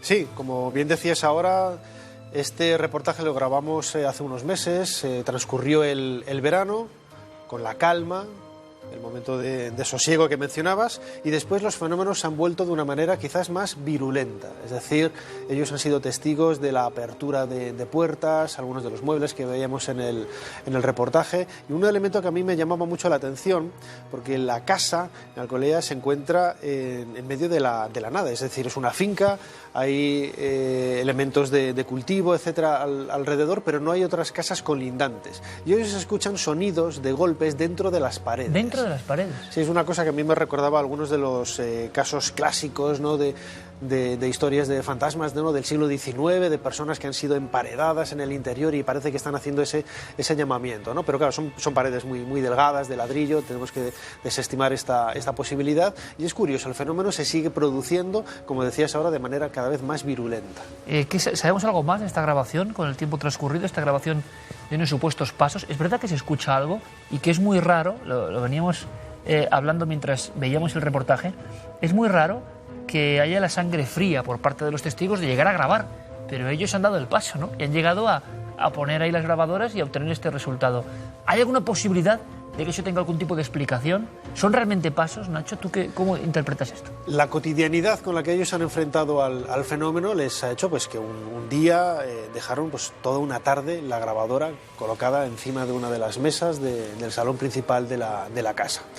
Es cierto que hay un pequeño perro, un chihuahua, en la casa, que es quien nosotros, lógicamente, al escuchar el ruido en un principio, planteamos la posibilidad de que pudiera ser el animal, ¿no? Pero desde luego cuando estuvimos allí el animal no hacía ningún tipo de ruido, ni estaba preparado quizás para producir todos los sonidos que se escuchan en la grabación. Además ellos mismos han señalado que es un perro muy tranquilo e incluso cuando no está nadie en la casa o está solo no prepara este tipo de fenómenos que hemos escuchado en la grabación. ¿Y ha ocurrido más veces eso de los pasos y haber obtenido algún tipo de grabación sonora o solo en esa ocasión? Solamente en esa ocasión, pero ellos lo han escuchado muchas veces, ¿no? Que es quizá lo que les ha llevado a la curiosidad de intentar capturarlo para compartirlo con más gente. Porque piensa una cosa, estos fenómenos se han producido en la casa desde hace tiempo, ellos en un principio no lo ponían en común con otros amigos, como escuchábamos en la pieza, y luego los amigos o familiares cuando estaban allí les decían, oye, y el ruido este que hemos escuchado como unos pasos, ¿no? Todos hablaban precisamente del mismo fenómeno. Digo, les decía Pepe, el marido, bueno, pues bienvenido a la casa, acabas de descubrir un poco la seña de identidad del lugar donde vivimos, ¿no? La casa de los pasos también, como etiquetamos en un primer momento esta historia, lo que ocurre es que luego la presencia esa de una sombra en la pared me parecía tan potente, tan tremenda, esa imagen presentándose sin que haya nadie reflectando, ¿no? Naturalmente. Córdoba, como decíamos antes, curiosamente está siendo un vergel de acontecimientos misteriosos, también en parte por los entusiastas que están trabajando allí. No es que, creo yo, ocurran más cosas en un sitio que en otro, sino que en algunos sitios hay equipos de investigadores que hacen que pueda haber un lugar local donde todo esto llega y se difunde.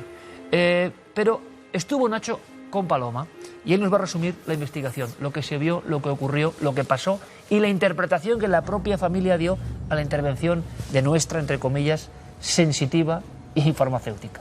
La familia está convencida de que la entidad que actúa en la casa es el Tito Juan, un personaje, el tío de Pepe, el marido, con el que tenía una gran relación en vida y que una vez fallecido pues él cree que está ahí de alguna forma presente pero protegiéndolos, es decir, ellos no tienen la sensación de que sea un espíritu, entre comillas, una entidad maléfica o que les quiera inducir a cosas negativas, al contrario.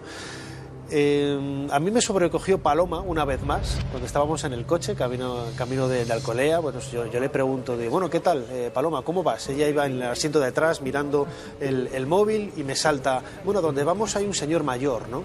O sea, a mí me sobrecogió porque podría haber dicho cualquier otra cosa. Claro, el abanico de posibilidades, esta escena cotidiana está muy bien, ¿no? En el coche viajando, sí, y ¡pum!, te suelta eso. Es infinito, vamos, lo he hecho infinidad de veces. Hace un par de temporadas cuando fuimos a unos embalses sin saber ya nada, me dice, donde vamos hay mucha agua, ¿no? Y yo ya que sabía que donde íbamos había un embalse, ¿no? Pues aquí exactamente igual. ¿No te quedas, no? Claro, uno se queda pues como poco sorprendido. Ahora bien, cuando llegamos a la casa y ella empieza a interactuar con la bola de cristal, la historia que ella recoge está relacionada con un personaje que nada tiene que ver con el famoso Tito Juan que ellos en la familia entendían como la persona que causaba estos fenómenos.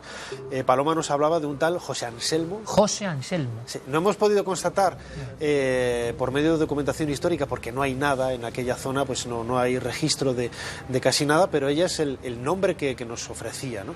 E insisto, esta persona, esta entidad, que al parecer es la que, según Paloma, es la que genera los fenómenos, nada tiene que ver con la figura del Tito Juan, pero al parecer se sigue haciendo presente en la ¿Y qué casa. veía Paloma en concreto de este hombre? Era una actitud más o menos virulenta, una actitud pacífica? En absoluto. Alguien que estaba allí porque había estado allí, como cuenta Paloma muchas veces, en una época pasada. Sí, era un antiguo agricultor de la zona que, como digo, pues debió de estar ahí hace generaciones y que seguía pues encadenado, José Anselmo, es que... ligado a este lugar. Efectivamente es un hombre. Es un hombre de una cierta edad, pero no un anciano. Ahora, algún diente le falta.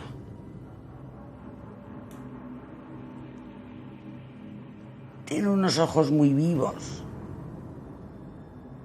Y además parece una persona de buen humor.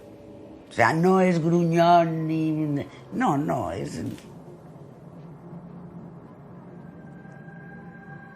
Se frota las manos, así. Y tiene unas manos... ¿Ves? Hablábamos de la tierra. Pues como si hubiera trabajado con las manos. O sea, unas manos trabajadas.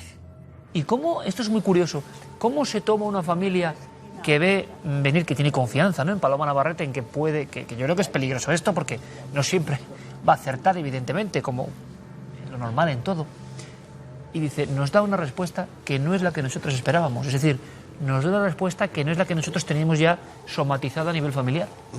Pues en primer momento podríamos pensar que cierta decepción. Sin embargo, claro, la interpretación de este tipo de fenómenos, como siempre está condicionada por los sucesos, por el conocimiento que se tenga de ellos, etcétera, yo creo que lo han asumido con naturalidad, no con la naturalidad que se puede tomar este tipo de cosas, ¿no? Es como cuando, seguro que tengo, entre comillas, lo estoy diciendo a nivel casi humorístico, pero tengo una presencia, seguro que es mi abuelo y demás, y te dicen una cosa completamente diferente, uno se queda un poco bloqueado porque ya se había hecho una estructura mental de lo que él pensaba, ¿no? Ahora, no sé si un poco de descoloque y eso...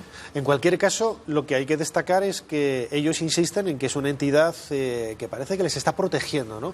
María José nos contaba que en estos últimos meses, después de que nosotros estuviéramos, una noche escucha su nombre, con una voz muy clara que la despierta, ¿no? María José, ¿no?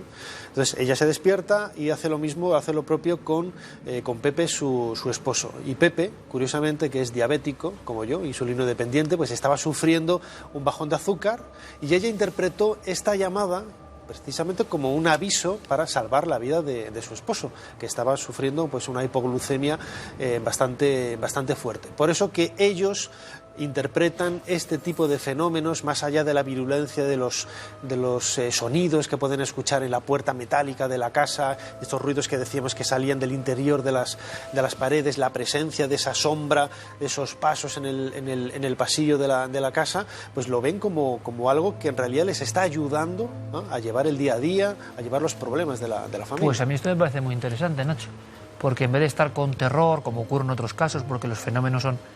sea la realidad o no, se ha incorporado eso, es balsámico porque crees que alguien te protege y a lo mejor es que es así. La doble vertiente, ¿no? Es la mente, por ejemplo, quizá de la esposa, del marido, no lo sabemos, algún tipo de telepatía, algo que no controlamos, que avisa de que el otro está en peligro y que reacciona, o es algo lejano a los humanos y que nos avisa casi como si fuese, ¿no?, una oportunidad más. Bueno, Nacho, tú has cenado bien y todo eso, ¿no? Perfectamente. Estás perfecto. Te lo digo porque prácticamente va a tener que ir a la caza de una de esas historias maravillosas que me da franca envidia, no vamos a contar nada más, algo que acaba de ocurrir y vamos a ver lo que encontramos, que es la vida del reportero, historiador y tantas cosas que es nuestro querido amigo Nacho Ares. Muchas gracias por la crónica. Gracias Nacho. a ti, Iker. Buenas noches. Un abrazo, gracias. Vamos con más cosas y en este caso imágenes. Podríamos decir, recomendamos siempre, lo hemos hecho en los últimos casos que curiosamente han tocado el tema del poltergeist, que no es muy habitual, o de la casa donde ocurren este tipo de ruidos un poco anómalos. Por favor, si ustedes pueden grabar esos documentos, y yo sé que es muy difícil, porque cuando le pasan a uno cosas, y me han pasado, ni grabas, ni pienses en las cámaras, aunque las tengas aquí, te quedas tan absorto, pero sería muy interesante que en algunas de estas casas que tenemos, ¿no?, bajo vigilancia, entre comillas, si cualquiera de los moradores puede ofrecer además un dato, pues eso que ganamos todos, ¿no?, de ver esto en vivo. Ellos hicieron ya la buena labor de grabar los supuestos pasos. Vamos a ver si vamos un poco más allá con esos otros fenómenos que al parecer justo ahora están increciendo, pero que por fortuna no sea nada, por supuesto, para esa familia, sino más bien esa sensación de compañía protectora. Vamos con imágenes, porque a veces estas compañías etéreas también han aparecido en el fotograma.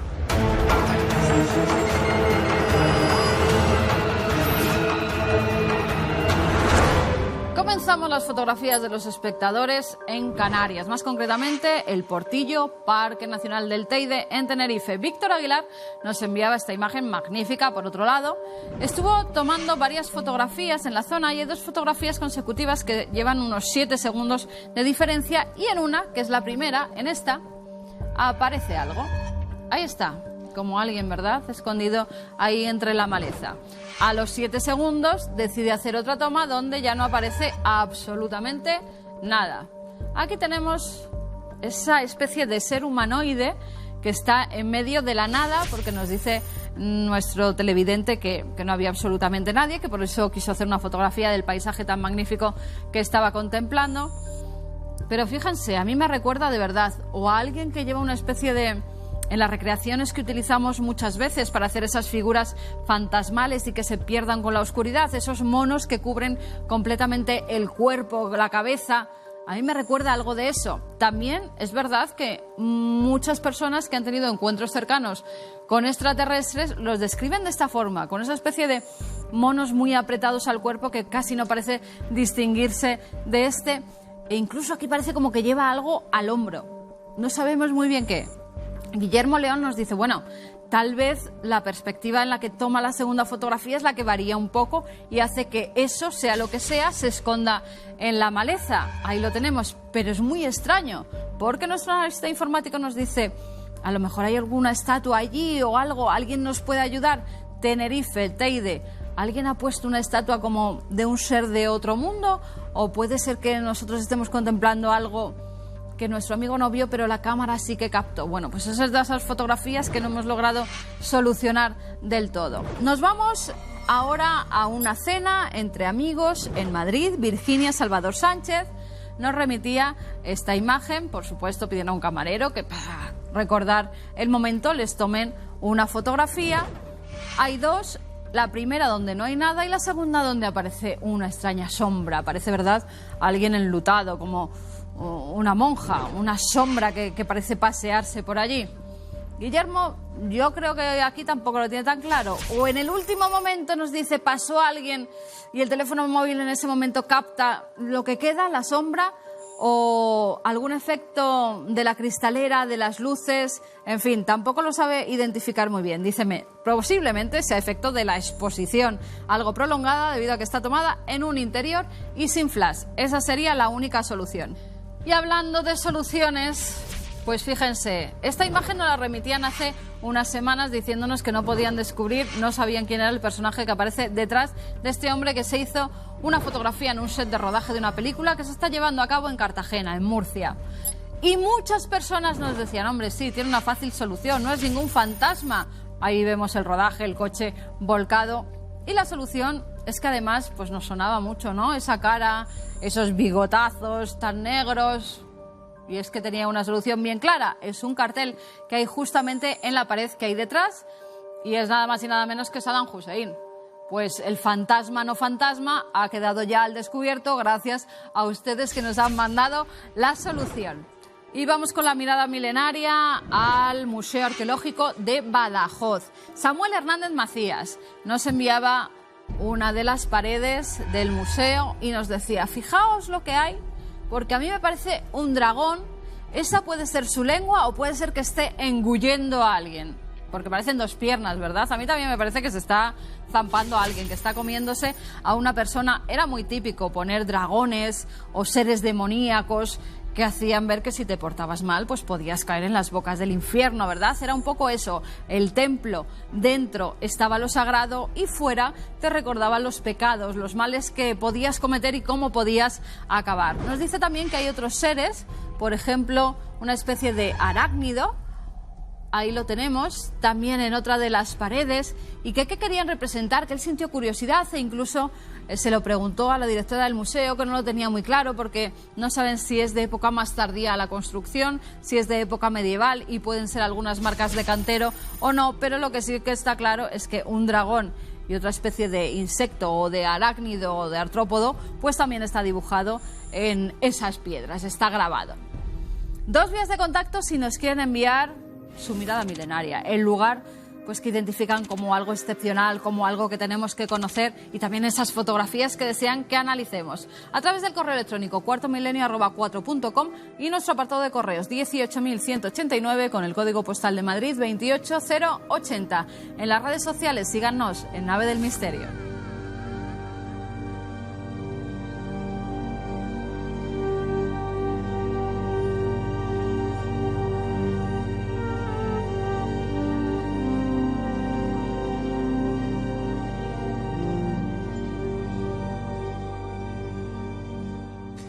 Hace muy poco, en Las Palmas, con un afecto enorme del público canario, un cariño increíble, hablaba con José Luis Garci, ni más ni menos, toda una autoridad en el cine, ¿verdad? Un auténtico maestro del séptimo arte y con un Óscar ahí a su vera. Y resulta que me sorprendía, yo sabía algo, pero me sorprendía porque era un auténtico seguidor de Cuarto Milenio. Y hablábamos, y cuando nos íbamos a dar los datos, para seguir en contacto, un contacto que seguro que será provechoso por lo menos para mí, para saber más cosas de esto del audiovisual, Garci me dice, no, es que no llevo móvil. Y yo le dije, yo tampoco. Y entonces José Luis Garci, este que ahora habla, y Johan Cruyff, creo que debemos ser los 3 únicos que no tenemos móvil en España o que no lo llevamos, porque nos gusta el arte epistolar todavía del mail, del correo electrónico.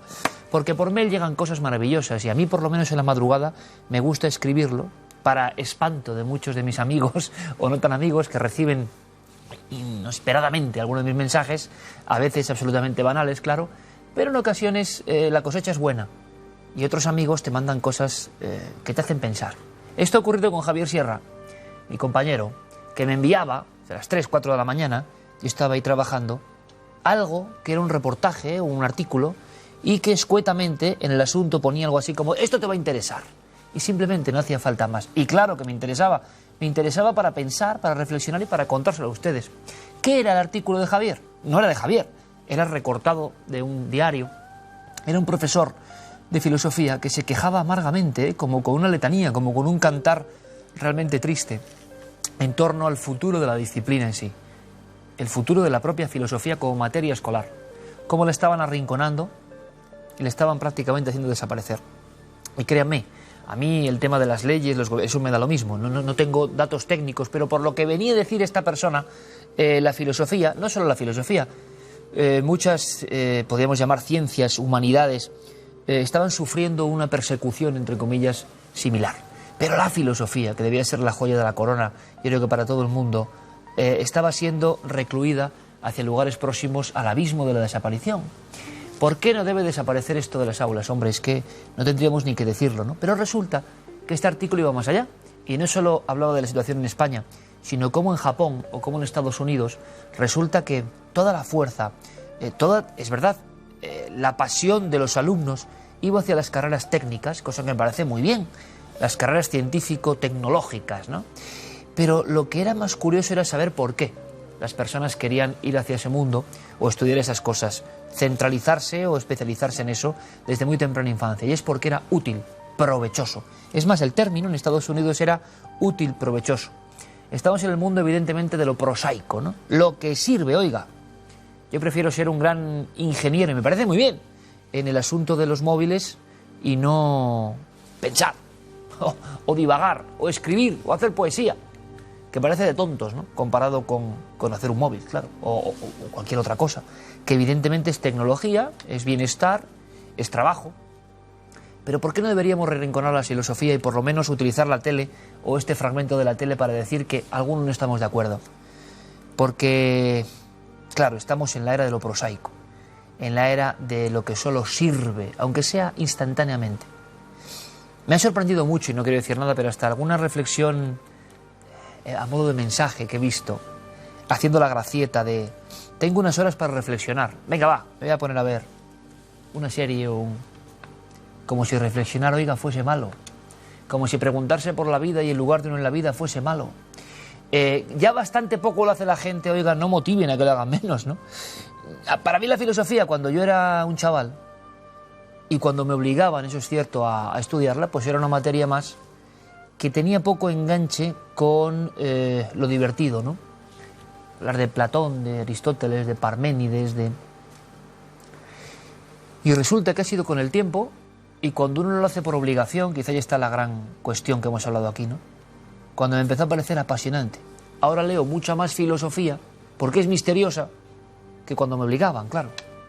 Cómo cambia la cosa cuando uno lo obligan y cuando uno no lo obligan, él hace por libertad. Pero la pregunta es, si ni siquiera damos la pista, la semilla, cuando hay que leer, aunque sea por obligación, si recluimos completamente una cosa tan hermosa como la filosofía y las personas que han reflexionado, que en vez de ver la serie o irse a jugar al póker, han reflexionado y nos han intentado decir qué llegaron a alcanzar, de qué era esto del mundo, la vida y la aventura increíble que empieza y se acaba, y se preguntaron muchas cosas. Qué bonito es a veces sumergirse en ese mundo y saber lo que pensaron otros, por si concuerda con lo que pensamos nosotros o nos iluminan con algún pensamiento. Bueno, pues si encima ya la gente tiene poca tendencia a eso, poca querencia a eso de pensar y reflexionar, se lo quitamos o lo recluimos, ¿qué va a ser esto?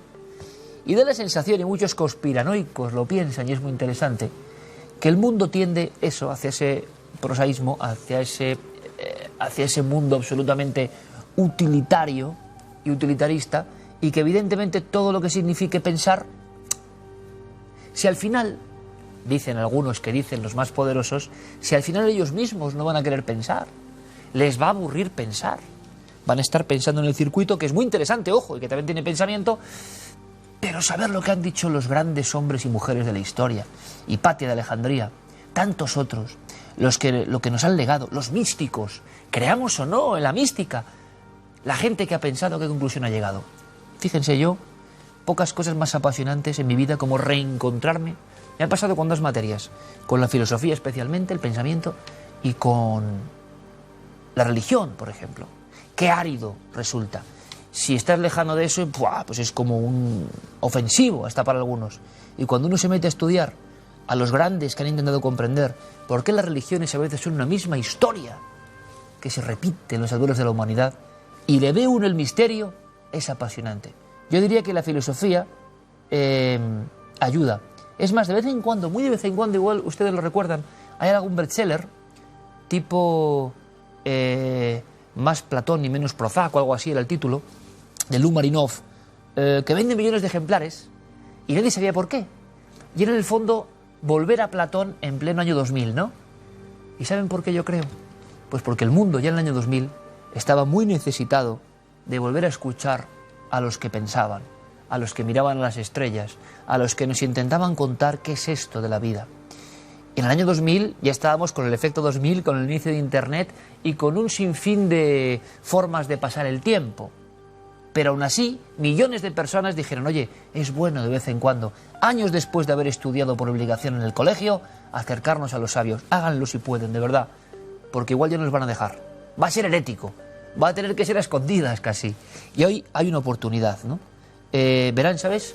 Hay una colección de libros maravillosa que son como cómics, medio cómic, medio libro, lo hizo la editorial Repa en Argentina, con grandes personajes de la historia, entre ellos filósofos.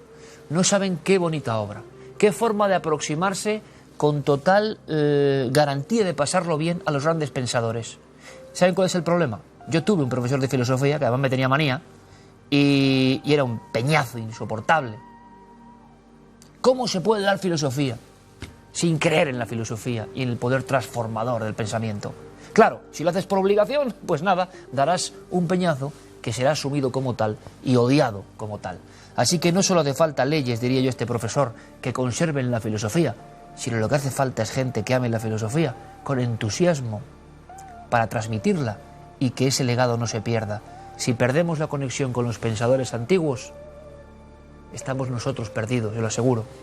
Hasta dentro de 7 días, amigos.